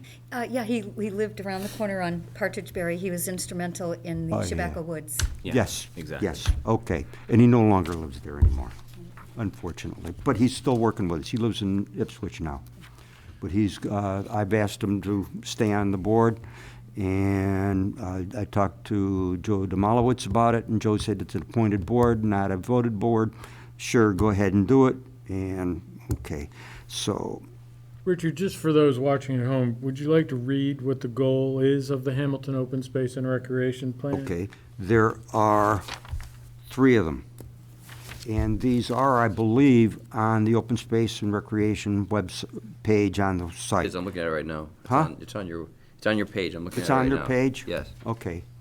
So do you mind if I don't? So, Oh, you can, Well, I'll just read it. goal number 1 would be great, I think, just for Okay. people watching at home and that are trying to all follow right. along and Goal understand. number 1 is to preserve and protect the town's open space and natural areas that provide opportunities for passive recreation such as walking, hiking, cycling, horseback riding, cross-country skiing, enjoyment of nature, etc. Drinking water supply, wildlife and plant habitat, agriculture and forestry, and rural scenic character of the town. Right. Okay. And then there are 4 objectives underneath that all go into the plan. And there are 2 more goals after that. And then there's a page in the plan where you put these in with the objectives, and it has more information. So in your packet, you have this nice sheet right here, which is your objective and your Is your goals on it? Is this a current one, or is this an example of an older one?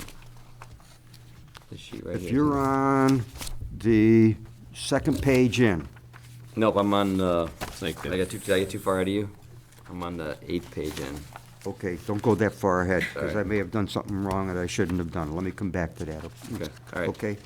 Stick with me, because otherwise we'll be all We over don't the wanna place. lose Richard. Done. Okay, all right. Sorry, Bill.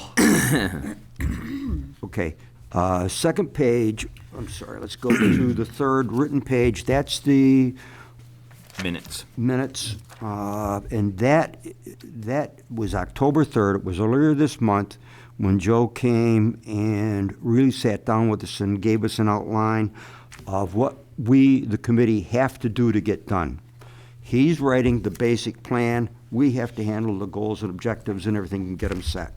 So I'm going to give you a couple of highlights down at the bottom of page 1. Sean Timmons recalled 10 major improvements at Patton Park since the previous plan was improved in 2009. And by the way, Sean is part of the committee, but I'm not asking him to come on a routine basis because he has a job to do and he has enough on his plate. And we don't have that much that we have to do with him. Right, and also the rec department also has their own master plan. Exactly. That we're kind of plugging into this whole Yeah. document. So it's just kind of making it fit within the four corners. Yeah. So when we need him, we call him. He's been twice now, 2 meetings in a row. Otherwise, we don't have him come. On page 3 of the minutes, Joe discussed funding sources for land acquisition. There's a couple of important things here. Chris Davis said the town, it's in the middle of this first full paragraph on page 3, said the town was reactive to opportunities and incapable of a quick reaction when a landowner wanted to sell property. That's an important problem. Joe has said that one of the important things that can come out of this whole plan is that funding sources be set up, funds, if possible, be allocated for future use, be on hand. He would like to see us have a liaison with or to, from or to the CPC, so that when we need funds, we meaning the whole town, needs funds, they can get done quickly.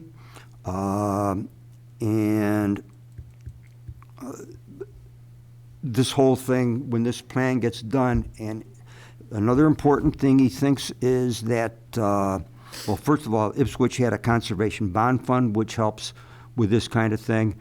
And he also recommends that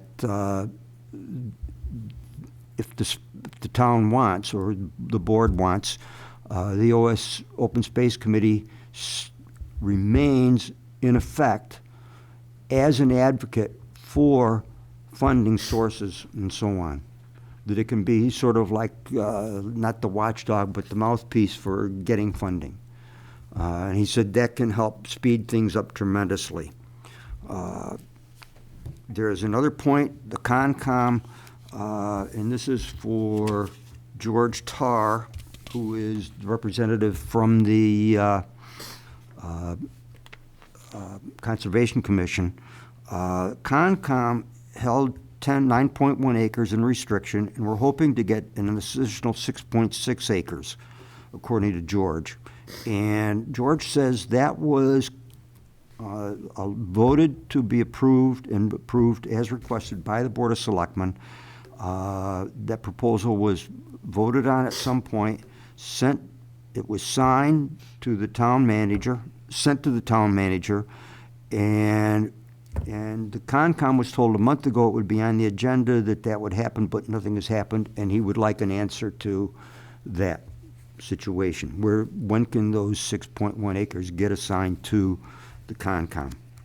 Okay, let's keep, and you can answer that Plug it now along. or later or whatever, but those are the two of the main things that, okay. And then- Sean does not feel that the town needs more fields for the rec department, and noted that the school committee had decided, I'm on page 4, dated July, conversations regarding the turf field, I think because of money. 3.2, that's the CPC liaison, and one of the other suggestions Joe had to us is that we look at the 2009 action plan for objectives that were not accomplished and see which ones we want to pick and try to get accomplished. Yeah, that sounds good. Pardon? That sounds good to me. Yeah, okay. Moving on, it's a copy of the land acquisition policy. Two people that I know were on that committee. Chris Davis was chair. He's on our committee. He's excellent in writing this stuff. And Ann Giroux was on. And I asked her a question about it, and I wanted to read today who the other people were. She didn't get back to me yet on that, but whatever, I'll find out at some point. Go to the last page, page 4 of that document. There is an example of an initial list of properties of priority interest. One of the things that the town needs to do that shows that it's serious about open space is to have a list of properties it would like to preserve or purchase with all the other 3 columns in addition. That was never done. The acquisition policy was done, but this needs to be done. And we have taken the liberty, if you go to the next page, there are 3 properties the committee thinks should be considered for acquisition or put into preservation. The Meadowbrook Farm property on Essex Street. There's water under there, and it's adjacent to Shabaka Woods. Harvard Forest. Harvard Forest is owned by Harvard. It is not in conservancy. Yes, ma'am. Is that located at the Grass Rides or Silly's Hill, or where is that? Harvard, that's a good question. I've been there once in my life, and that was with these folks. In the schooling field, if you go all the way to the back, that starts Harvard Okay. Woods Yeah, there. and it's off Cutler Road. Yeah, Right, it exactly. goes Yeah, all the way okay. to Cutler. Thank you. And I don't know if there's very good marking there or not, but it's There's there. signs, Yeah, yep. there's some, okay, Yeah. whatever. And my idea is that Long Meadow should be on this list too, not at the price the owner wants. Wait, what was that? Not at the price the owner wants. Which one are we talking about now? Long Meadow. It's, Conservancy. what's Whatever. the price that they want? It's your choice. If it was me, I'd make it athletic fields for the schools, because I was on school committee, and the school committee tried to get funding to buy the middle property one time, and CPC kiboshed it, and that was blown. That would have prevented, for some people, which a good thing, prevented affordable housing being built on that site, and would have perhaps earmarked the other 2 major pieces of property on that for school fields. Because when I was on school committee, lack of fields was a major problem. Okay, 7-year action plan. I'm What? sorry, you said now that the town is feeling like they have adequate fields? Well, no, I Did you said, just say that? no, Sorry. back up to, that's right, that's okay. Back up to the minutes where Sean I don't says, think I have all the pages, so I yeah, you apologize. do, you should have. Make sure you're looking at the back of the page, back of the sheet. It's 2-sided. Here? Yeah, okay. Okay, go to page 4 of the minutes, in the minutes section. Wait, just wait, don't move. Page 3. You know what, you don't. Uh-oh, Michelle, I'm gonna shoot her. Let's not say that. Does everybody else have it, and maybe it's... You just should in there? have. I go 3 to 5. You go, yep, okay, Michelle. All right, well, that's... I'll let her have that. We have a going thing. Okay, it's, here, you can read it. Sean, it's number 2-2. Sean Timmons noted that the school committee has decided to delay conservation regarding the turf field, and then let's see, where was Did it? not feel the need to acquire more fields, okay. But Mr. Timmons The did rec not feel the need department. to acquire more fields. Okay, all right, that's what I Yep, thought you said. that's, Okay, that's thank for you. recreation only, Right, not the schools. okay? Sorry I about thought I'd that. hear that we have adequate recreation. It's a miracle. Well, you know, Oh, whatever, passive recreation, right? for passive recreation, right. Not athletic fields. That, Could that's use more right. athletic Well, fields. yeah, but they Well, are that's- athletic fields. Right. So I'm assuming they're athletic fields because they do soccer, they do small football, they do baseball, all that kind of stuff. I don't know. Okay, All so right. anyway, moving on. 7-year action plan, there's some highlighted, So progress since the 2009 plan is yeah, listed right, here. that's history, you can go over that. Yep. And then local funding, basically the CPC funds. Right. For Sagamore, et cetera. And then Table 20 lists a wide range of action items, and Map 8 indicates stuff. And down below on the the following table identifies towards the end of that paragraph, the formation of a committee or board, most likely this Open Space and Recreation Committee mentioned earlier in this plan will be key to advancing successful implementation of this plan, and it is this group that will take charge of delegating the recommended responsibilities, et cetera, et cetera, et cetera. Okay. Did she miss that too? Okay, go to 7-year action plan. Okay, turn the page. Oh, she missed a lot of stuff. I think there's like every third Sorry page didn't about get through that. the scanner. I'm Okay. sorry, that's probably why I was having trouble following some of the things that you Yeah, were saying. okay, that's, because That's I. all right, but you're telling us, so thank you. Yeah, okay. Then go to, And I think we're to where Bill was asking about, we've got a page here with objective, action, et cetera, like a table here. Am I right on that, Bill? Yeah. Yes. Right before we get That's into all right. the Go to projects that. for the capital plan. okay, yes. That's one of the pages that we as the committee are going to be working on. So this is your kind of to-do worksheet here. This is a to-do fill in the worksheet. blanks. Well, I What's think the- it's, What's your next page look like?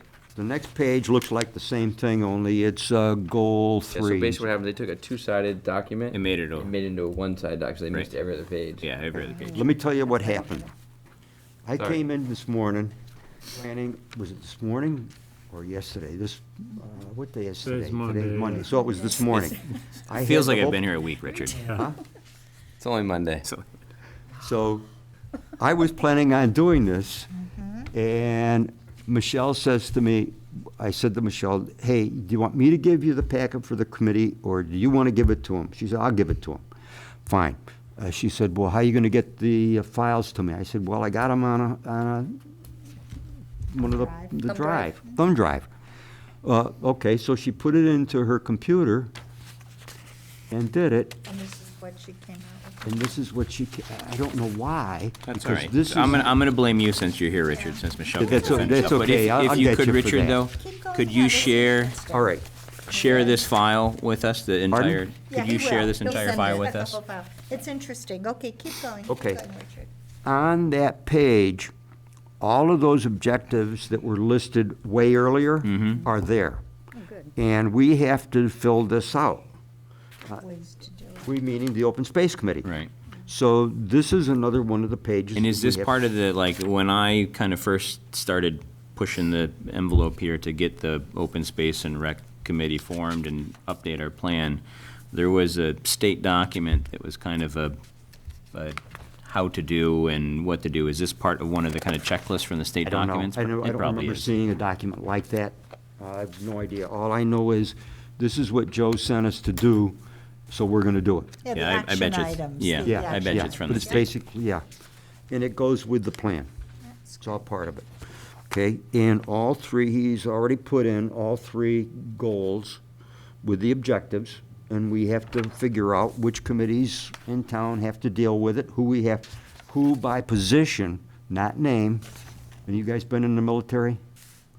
You always send stuff like that to the position because the commander can get killed in the military. Here. Hopefully it doesn't happen in any of these boards. No, I'm scared. Okay.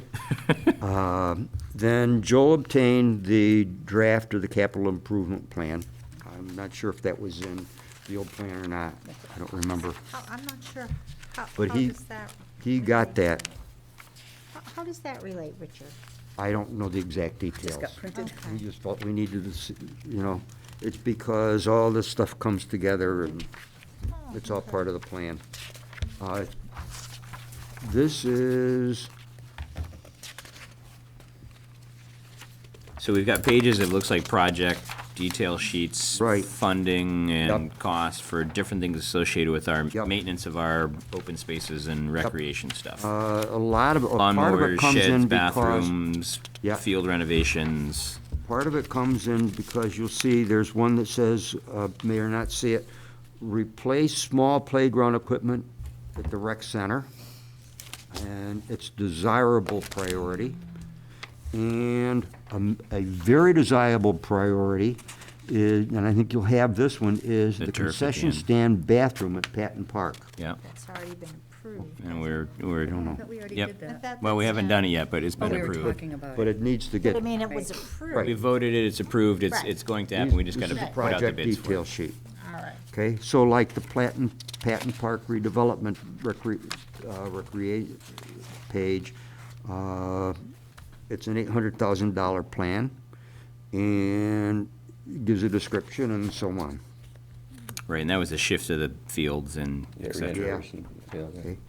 Then we go to section 9 of the actual plan, which is the Town of Hamilton 5-year action plan. And the following action plan restates the goals and objectives outlined in section 8. So, It's just a summary, somewhat. that's, right. Okay, All right, so And- bottom line, Richard, I'm gonna fast forward you here a little bit. yep, So, midwinter, we're looking at having a good solid draft by your committee and our consultant with MAPC. okay, let me take it from here, okay?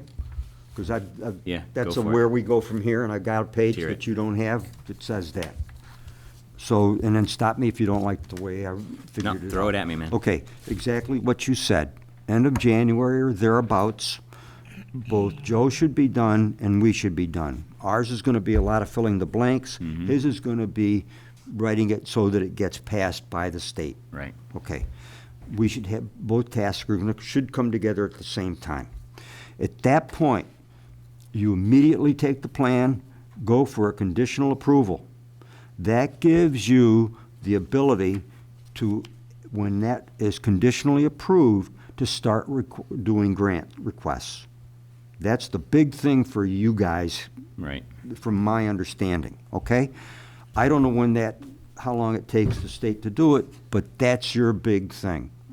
Then, from that point, once you get that, over that hurdle, and then this is all going to happen at the same time, we need to hold hearings with the public, meet with other committees that are involved, like the Concom, Planning Committee, CPC, for cooperation, get their role in various of these things solidified according to what we have in that worksheet on the goals and objectives. Okay?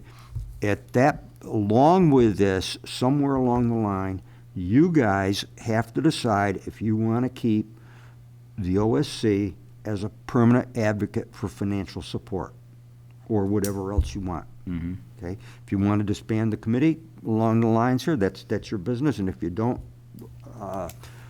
however you want to work it, we'll go from there. And then, after all the hearings are done, we go through the natural process of rewriting the plan.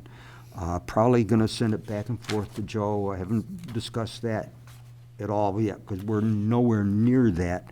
And I have no idea when that's going to happen or get completed, but I'm figuring somewhere like June, July, given the way things go.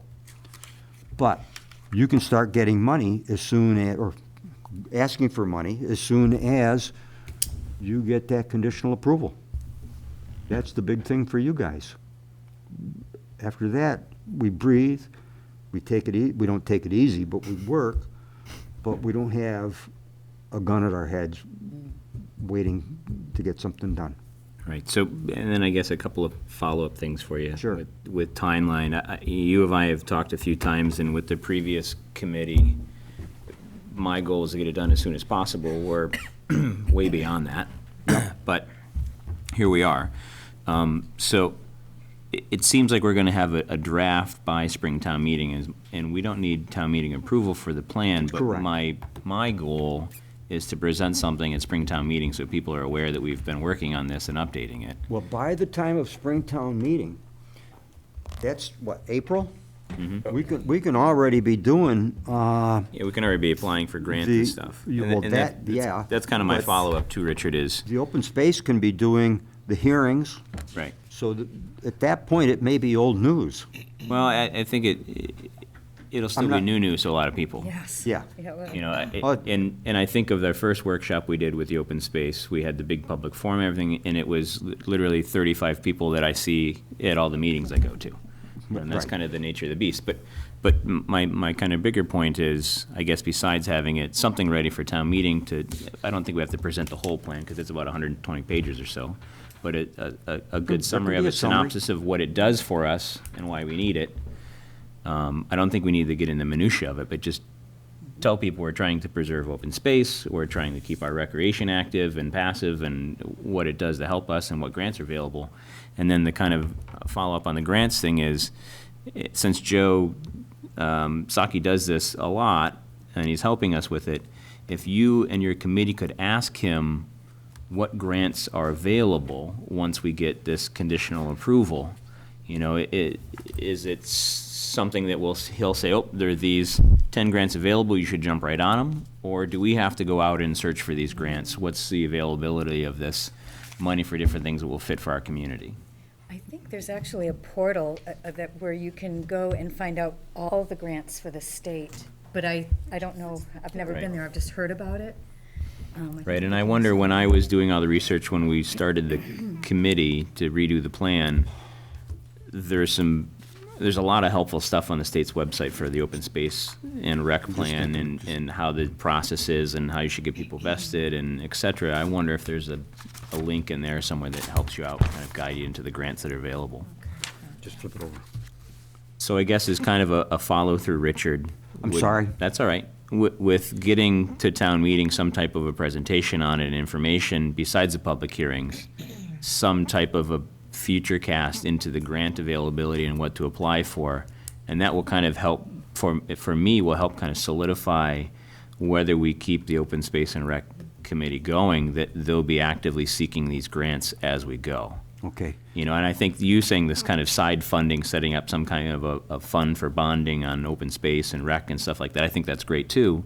But I want to make sure if we're going to keep that committee around, that they are actively pursuing grants that will benefit the town. Okay, so what you're saying is it won't be the Board of Selectmen, but the open space that will be pursuing the grants, which means we're going to probably need a lot of support from the town, meaning Joe Demolowitz and staff, doing typing and stuff like that, because, Yeah, when we're actually looking at a position now, with Doors leaving us, where Joe's working on it with Marissa and kind of morphing a position that will have some grant writing involved in. Yeah. So that's kind of where I'm kind of going with it. yeah, I think that's important. I volunteer up at Audubon, and they have a person like that. And they've had a couple of them since I've been there. That's a whole skill in and of itself. And as far as I know, nobody on the board has those kinds of skills and knowledge. Chris Davis, whom you know, is a sort of semi-retired, not retired. Lawyer. Huh? He's a lawyer. He's a lawyer, but he is in environmental law. He's the one that did, and he's one of the major reasons I demanded he stay was, I can write those for you. Thank you. Please do. All right. Sounds good. Okay? So I just have a question. It's a little peculiar. Is there Open space and recreation plan. So I'm just wondering, all of these look super fabulous, very naturalistic oriented. And then under goal 2, objective 2, one of the objectives is to redevelop and maintain existing athletic fields, including developing turf fields and consideration of lighting to extend use. So I'm just wondering. Where did it come from? Yeah, how did that? That was Chris. Chris wrote it. Okay, so is that something that's here? I thought that was a plan for the school athletic complex that was going to include a public-private partnership. It looks funny here to me, and maybe I'm wrong, but it seems like everything else is sort of natural open space, and then Okay. we have athletic field with lights, so I'm just wondering about Because that. athletic fields come under recreation, and they would be used, so, and it's gotta be part of the plan. Right. So it fits, and there has been talk of turf fields at times and lighting. So I would expect him as an environmental lawyer to know of and think of that. So I don't know.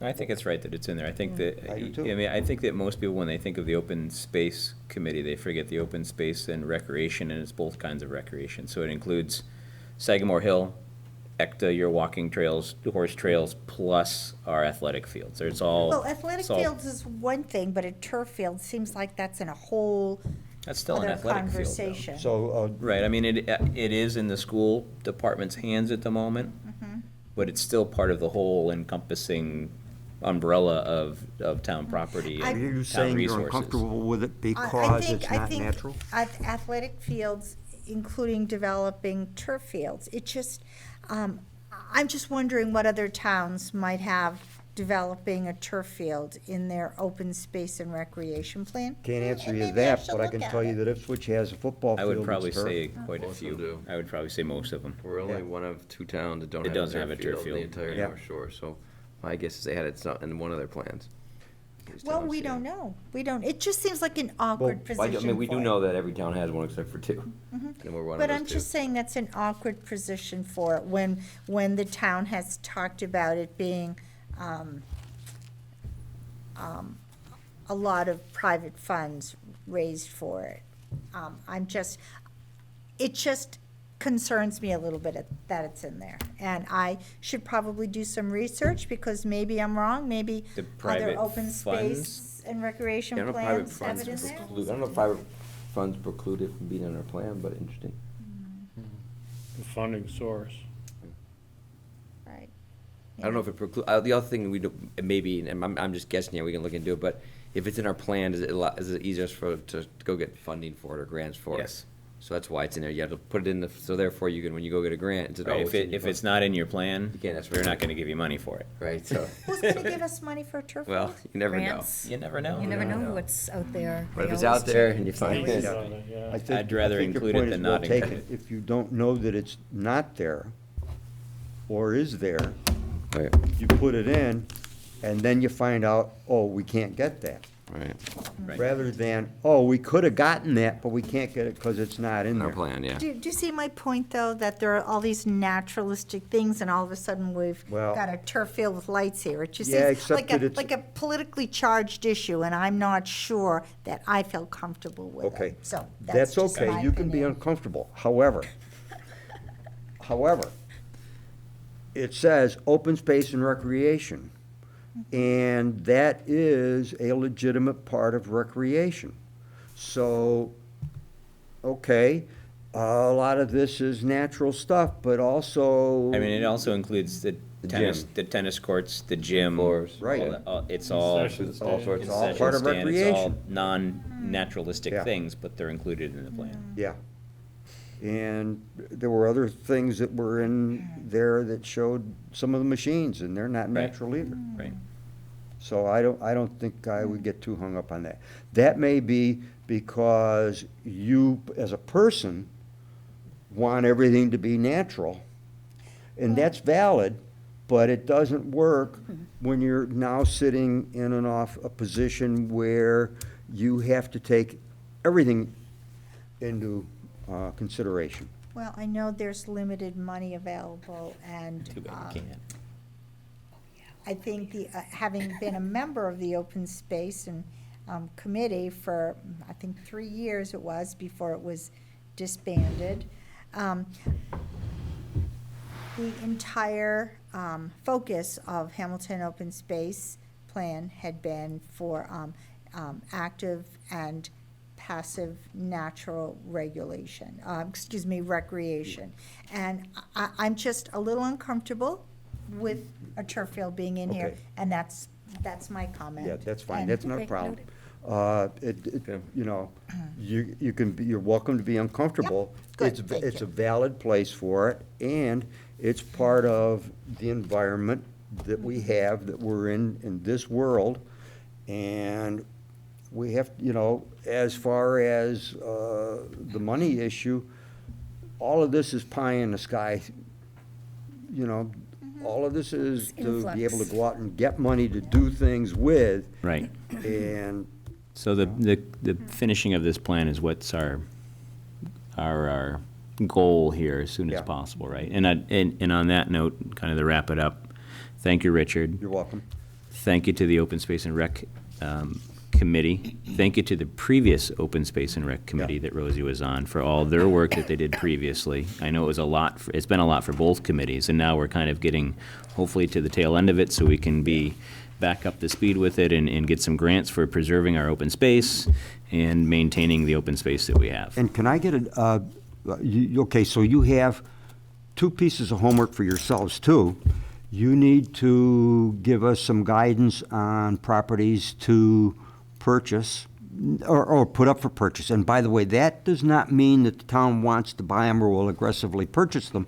Right. But having a number of properties listed means that you are serious about the open space plan. Right. So we need some help in populating that page that's in there. Yeah, you may have a little tough row the hoe with that. Oh, I understand that. Being part of the drafting of the land acquisition policy, that was one of the sticking points, and we got a lot of people coming to our meeting when we were trying to talk about the list. I think private. And we're properties. putting private properties on a public list. Yeah. And it's gonna affect their home values and I've stuff like heard that. that. And so I that's think why we you've didn't told do me it. that We got a before. lot of Yeah, we pushback did. on that. Yeah, we So did. I don't know if you will get a list from us, and Yeah. that's up to the chair and the vice Yeah. chair to discuss with the town manager. Okay. But it was uncomfortable for everyone involved, so I don't know if you're gonna get a Who list. else was on the committee? Uh, You and Chris. It was Mark Johnson, myself, Scott Matter, and the whole Board of Selectmen worked on it quite a bit with the drafts. But that's kind of conclusion that we ended up coming Yeah, to. They do. that was tough. Even if we made it a quote private list and we put it in the town clerk's office in the vault, it's still, anybody could do a records It was request for it. uncomfortable, I think you're So right. it's. Were you on that committee? Not on that committee, but I was privy to the meetings that concerned. Right. Yeah. And I Okay. know people had said they were uncomfortable with it. I get that, but I need to advocate for the plan. Right, yeah. and then Yeah, no, I understand. done, and if No. it doesn't have No, I hear you. No, something it's a tough- there, it's a tough you one. know, you could be kicked back because it's not there. It's a tough one, and gotta and you do could also, something. Richard, you could go through the assessor's office and just look at properties, assess values yourself without a list, and look at chapter 61 properties, because that's all public record. The 61, I'd have to 61 have properties somebody easy to edit do, out. 'cause they're But actually, you go 61A, 61B, online with whatever. the assessor's database and do all that. Yeah. Yeah, those are easy to do because the town has right of first refusal anyways on those, so those are Say easy to what? list, so. Then they Right, present right. themselves to us Say anyway. what, Anyways, Bill? right, so. 61A, the town has right of first refusal if those go on, And up. those are So those just- are easy to list because, Yeah. Right. because they would go to us anyway, so. Yeah. All right, we gotta move this along. Yeah. And Thank on you, that Richard. note, The other may I? question- Go One ahead. more thing, gotta come back to it. What about the request from George Tarr for information about the 6.6 acres? Do you want to give me that and I'll investigate that? All right, Is that all right with Uh, everybody? Yes, please. Thank you. Thank you. Okay. I thank would you. say You're have George, welcome. have George follow up with the chair on that one, since it's not on the agenda for tonight. With who? With our chair, Mr. Hubbard. Okay. Let me make a note. Well, thank you very much, You're Richard. welcome. Thank you, Richard. Appreciate it. Thank you. Thanks for the update. May I make a motion You may. to adjourn? Well, we have one more we agenda do. item. Oh, man. Yes. Wait a Make it minute. short, Jumping the though. gun, yeah. No, please. The meeting was, we'll talk about the meeting, right? We'll go around the room, right? So, thought the meeting was, it was good. You know, I thought, good town government, good town discussion. I thought our new attorney did a fantastic job. So I applaud her. I just went to what we talked about in the meeting, and it was sort of, we saw this coming down the road, and we couldn't really do anything about it because of the way that it works. But you can only talk about, you know, money, funding, and bylaws at town meeting, not about options of A or B or C or D. So I think we sort of, next time we get into that situation, we need to better educate, explain ahead of time. And we weren't really prepared either, because it only came up for us the week before. And that's why I was sort of worried about how it would go over. And I said, well, let's just make a motion, because you can't really put both on the, so I think lesson learned is we need to figure out, when we get to an option, if it's A or B or 1 or 2, or we need to figure out a better way to present it, because people were very confused. And I think at the end of the day, they weren't confused when we got there. So that was good. At the end, the people knew what they were voting on, and it was a clear decision, and it was right. But I think the process was confusing. And I think it was quite a baptism by fire for the moderator. Yes, and I think who- he did a good job, too. Right. I mean, he really did a good job under the circumstances, and I think it was a very difficult first meeting, so I hope he comes back. Well, for the yes, spring. I think I do too. I think a bigger picture is that it'd be nicer if the moderator's position was longer than a year. because it takes a long time to get good at that. Sure it does. And it's hard for you to sort of, I mean, he did a great job, but Yeah, we're coming off a really run where we tough. had Bruce for Yeah. forever and a day, right? Decades. And then we've gone through a handful that have been a year or so. But I don't know what He that. really worked very hard to be fair, and I appreciated that, and I'm sure everybody there did The as clock well. was great, and he didn't really, he was still fair with the clock, but it Yep. was nice that it was there. It was a great addition to town meeting, and I think the only thing we need to look at, and I'm gonna take it on myself, look at it, is the counters, because that would have saved about 20 minutes if we had At counters, least, so I'm gonna at look least into I that. have all so- the time here, but I'll tally it up, and at our next meeting, if we talk about Yeah, the I'm gonna counters, take, I'll tell you how I have much the time we. research from 2 years ago. I'll go pull back up and contact those companies again and see what we can do for, because if we're gonna vote now on the actual funding for the town We hall. should have We counters, need a yeah. counter, because it's gonna be even more sort of, even more dialogue. Right. I think that's a really good idea. I'll take that on. Okay, Jeff, so I'll make a note of that. Yeah, good comments. Yeah, I fully agree, really, with what you had to say. I think it is a challenge when we come to a public forum like that, having options, and the only tool is the funding mechanism. Yeah. Yeah. And nobody had seen any of them, A, B, or C, before they got to the meeting. A lot of people didn't. A and B And- were included in the mailing. A lot of people probably didn't spend a lot of time looking at it. And when you think about the documents that came out on, was it the 28th of September, 400 pages, 160 drawings, it's really hard to go through that stuff. I only know a couple people that actually managed. And, it was a lot. So- But that's why we had a very, very knowledgeable building committee. I mean, Right. Mike Toomey's just Yeah, he's done great. just a terrific job, and On all of them. so, I mean, and they have spent It was a a very long strong committee, yes, time agreed. figuring out that the logistics of that, so. Mm-hmm. But it is a lot. I thought the overflow room, that went a lot quicker for some reason. I'm not nobody sure in what Bill did. He had a There's about quicker 4 runner. people in there, yeah. Yeah, he had a quicker runner. That's runner. funny.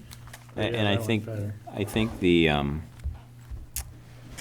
issue we had with, or almost issue we had with quorum, Yeah. just kind of goes to show that we need to rethink something about town meeting, how we do town meeting, how we organize it, how things happen. I think a lot of it had to do with the storm that we had. I know a lot of families had lots of cleanup to do afterwards. No, I think that was a And big part of it. Being a special town meeting makes it extra hard to begin with. Right. And then when you have that storm on top of it, it made it really difficult for a lot of families. True, the end of Russ Street, Yeah. which is maybe 3/4 of my street, Yep. didn't have power Yep. back until, Yeah, we got it geez. back Saturday night. Yeah, right, Saturday night, Yes, right. So yeah. it was a lot of chaos, so Yeah. it was an I think it was pretty good unfortunate under turn the of circumstances. We did get a quorum, so that was good. Yeah. I guess my comment is, do we need a fall town meeting? Maybe sometimes Right. we don't, but we did this time because there were financials that had to be taken care of. Right. Right. You know, you have to pay our bills. Right. But I agree with you, we should evaluate that. Yeah. Or maybe try it on a Monday night one That, year. that- that's Special my, town that's my meeting my next comment would Maybe be try it on Monday. change the Well, town we've done meeting. that. Not the annual town No, meeting, not the holy annual, but mackerel. the Right, special yeah. town meeting, maybe have like on a Monday night. Well, years ago, they didn't have special town meetings either. Right, You know, right. And we we did just have the limit it to a annual. 2-hour meeting and make sure we only put, Yeah. 5 or 6 items on it. housekeeping stuff, just Yes, get in just and a out. minute. Good idea. 6 to 8. Yeah. It's a really good Nothing idea. controversial. I Yeah. think, Yeah, yeah. no, I think think it's a that good to Bill's point, I was kind of roundabout there. Like, if we have a fall town meeting and like you said, there's just business that we have to do, then we put it on a weeknight and we do the 6 to 8 or 6 to 10 have or a something like potluck that. dinner. We have, yeah, Yes, something like yes. that. That way you'll Yeah. get at least 75 people to show You know, up, and hungry people. and any other business we push off until spring Right. town meeting where we I can like get the that. Yeah, numbers. Yeah, I think, Makes it- I think so. Yeah, because aside from the town hall, it would have been an hour and a half meeting, maybe? Right. Right. Right. And it's tough for, speak for our demographic, if I may, that a lot of people are across the street at Pat, well, not really across the Yeah. street, but at Patton Park or other sports and stuff like that. You know, I missed my son's game and stuff like Yep. that. It's Yeah, tough so did I, so.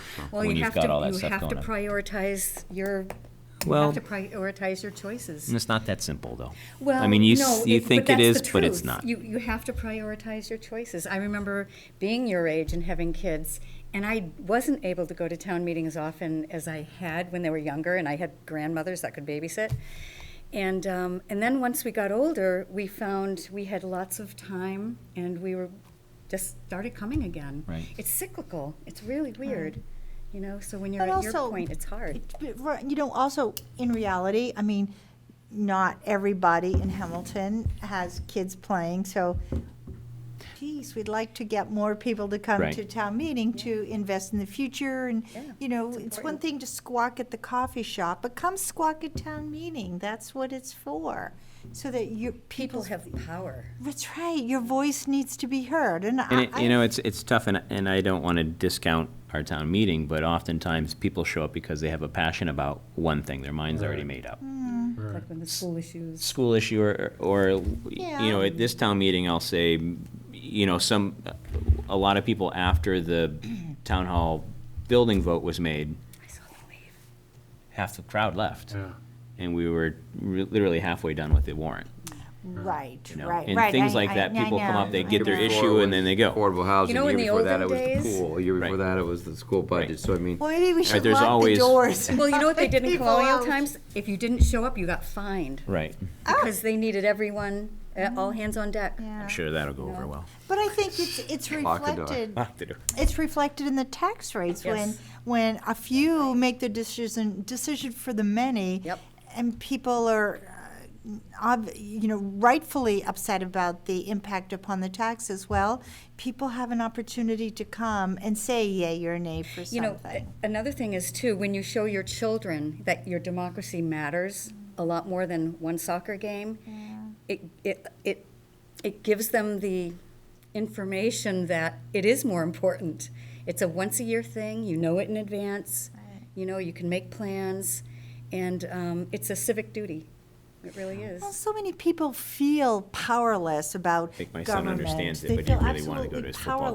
powerless. And then here we have an opportunity to Yep. actually make policy for ourselves. Yes. And that's powerful. the thing that's frustrating. And of course, it's hard to sit through a town meeting for 4 or 5 hours, and I get that. But on the other hand, you have a voice in what we're deciding. You have a voice in what your tax rate will be. So I hope that people will. Yeah, I just worry that That I worry income. that it's not working. Well, It's been working for centuries. yeah. I But don't that see it doesn't mean that it's changing. gonna keep working. Well, what do I you mean, there's suggest? been, since I mean, I'm a newcomer to the town, I've been here Yes, it's 16 obvious. or so years. No, it's not obvious, but since I bought my house here in 2003, I've been to almost every town meeting. The attendance for town meeting has done this. A steady decline. Okay, so, okay. And so there needs to Civic be. education could remedy part of that. Well, because what it do I, you would th- teach- I Yeah, think it I'm- might help, but it's not gonna solve the problem. What do you think is the, do you think That's the about a million-dollar solution? question. Yeah. I don't have yeah. a solution. I mean, I'm- and the thing is, if we go to a You know, rep. if we could, like, you were gonna say the representative government, but It- there's also, you know, and I don't think it will work because the problem with amendments on the town floor, if you had like we do early voting, people could vote on the warrant items, come to town hall, vote on something, but the issue is if there's a motion made on the floor, like there was at this town meeting, it throws all those votes out the window. That's what it's all about. It's all about the back Right. and forth and the discussion. Right. Anything can happen on the floor at town meeting. It's been that way for No, but we- centuries. but- If right. it's not something you think is a good way to govern, It's if not- if it's not you're this- not, It's not that we don't think it's a good way, Yeah. it's that we let 50 people voted to raise taxes by $1 million. people make And so, choices to I'm just saying, attend. but we're looking at reality. I know you're looking at idealism, we're looking at realism. And Yeah. the reality is that town meeting has done this, and people aren't coming because they have, I- they have other things they're doing, so. I But reject it's- that. it's- I But just think we had to wait for a quorum. Yeah. Right. Yeah. that's happened That's, before. that has happened And we before, didn't, but. and we didn't have 75 people voted on any of the big items. It was we a done. special town meeting, and we had a huge electrical problem. So I think But no, we but did still forget okay. that, even ignore that. You look, I mean, we can look about, it's still been declining, it's still, Well, unless I you have a think very civic polar, education would Unless there's a remedy very that. controversial very issue or two polarized on issue. it, like a But you school would issue want more or. people to Right. come for that, Yes. too. But I want more people right. to come for this. I mean, town hall is a pretty important thing. It's gonna cost $8 million, $9 million. It would've been nice to have. Yeah. Now, the problem is now is that people are gonna come vote at the Springtown meeting. They're gonna be like, well, who made the decision to? Right, my Who worry, did? And By maybe not they'll Right. connect the right, dots. my worry is when it goes to the ballot. Yeah. Right, I know. People are gonna look I at that know. bottom line I again, know, like I know. we did and made the decision for the $1 million less. Right, and then It's gonna go down at the ballot, and then we're, then we're nowhere Well, you again. have Then to we're nowhere. make sure the language is right and that Right. the people have a chance to the language hear- can be all the way right, but when I look at my increased tax bill, Right, Yeah. well, that that's- decision's gonna be all the way that's wrong. Yeah, yeah, yeah. Right, right. Well, Just that's- predicting, I'm Well, just saying. I appreciate that, too. Well, Bright spot too, I have to say, is that 550 Highland Street got moved Thank forward in the goodness. right Yes. direction after Yeah. and 5 we That was years. raised Yeah. the. The senior exemption, The yeah. deferment, Yes, that that was was good. very nice. I think it was, everything was unanimous. Every other Yeah. vote was unanimous, Right. which was good. Was it really? Everything could have been, it could have been consent motion for everything else. Right. It was really, all it could have been, unanimous. yeah. It was literally all unanimous. Yeah. Yeah, there's only It was only the the town hall. only town hall was the one. Yeah, that was a whopper of an issue. Yeah. Yeah. But I think to It was important. It was good dialogue. It was a great dialogue. I wish, but Right, exactly. nothing wrong. The dialogue was good. It was just that I wish there were more people to dialogue. Yeah. We should bring back the lottery we had years ago. The lottery? Yeah, we have a lottery. Everybody would, it was a quarter then, but I'd make $1 today. Oh, you mean to bring people Bring in? people in and do 50/50. Great idea. We could have Love the it. town It's get a together. raffle. Bribing And people. have a meal too, a Yeah. good one. Well, that's Duke what will I'm look saying, into that. yeah, That's That's a fantastic idea. 50-50 raffle, everyone brings a buck. Yeah. Oh, that's really awful. Did We they have to really do pay that? people. Yeah, they did. Bobby Poole, I used to wonder if it take was back the legal. money. Wow. And it goes. What is it? Where's the other 50% go? To some charity or to the town The funds? town, to go to the general fund, or The Maybe it senior would go for a center. meal. Some charity. maybe Affordable maybe it housing. pays for lunch or something. That is so funny. Love Well, it. Dude, right. thank you. See, that's why you I'll come. make your motion. Yeah. Or unless I'll make unless a you guys motion have anything I'd to like say, to make a sorry. motion to I'm adjourn. all set. I'd like to make a motion to adjourn. Second. Second. All right, all those in favor? Aye. All right, excellent. Thank Thank you, you. everybody.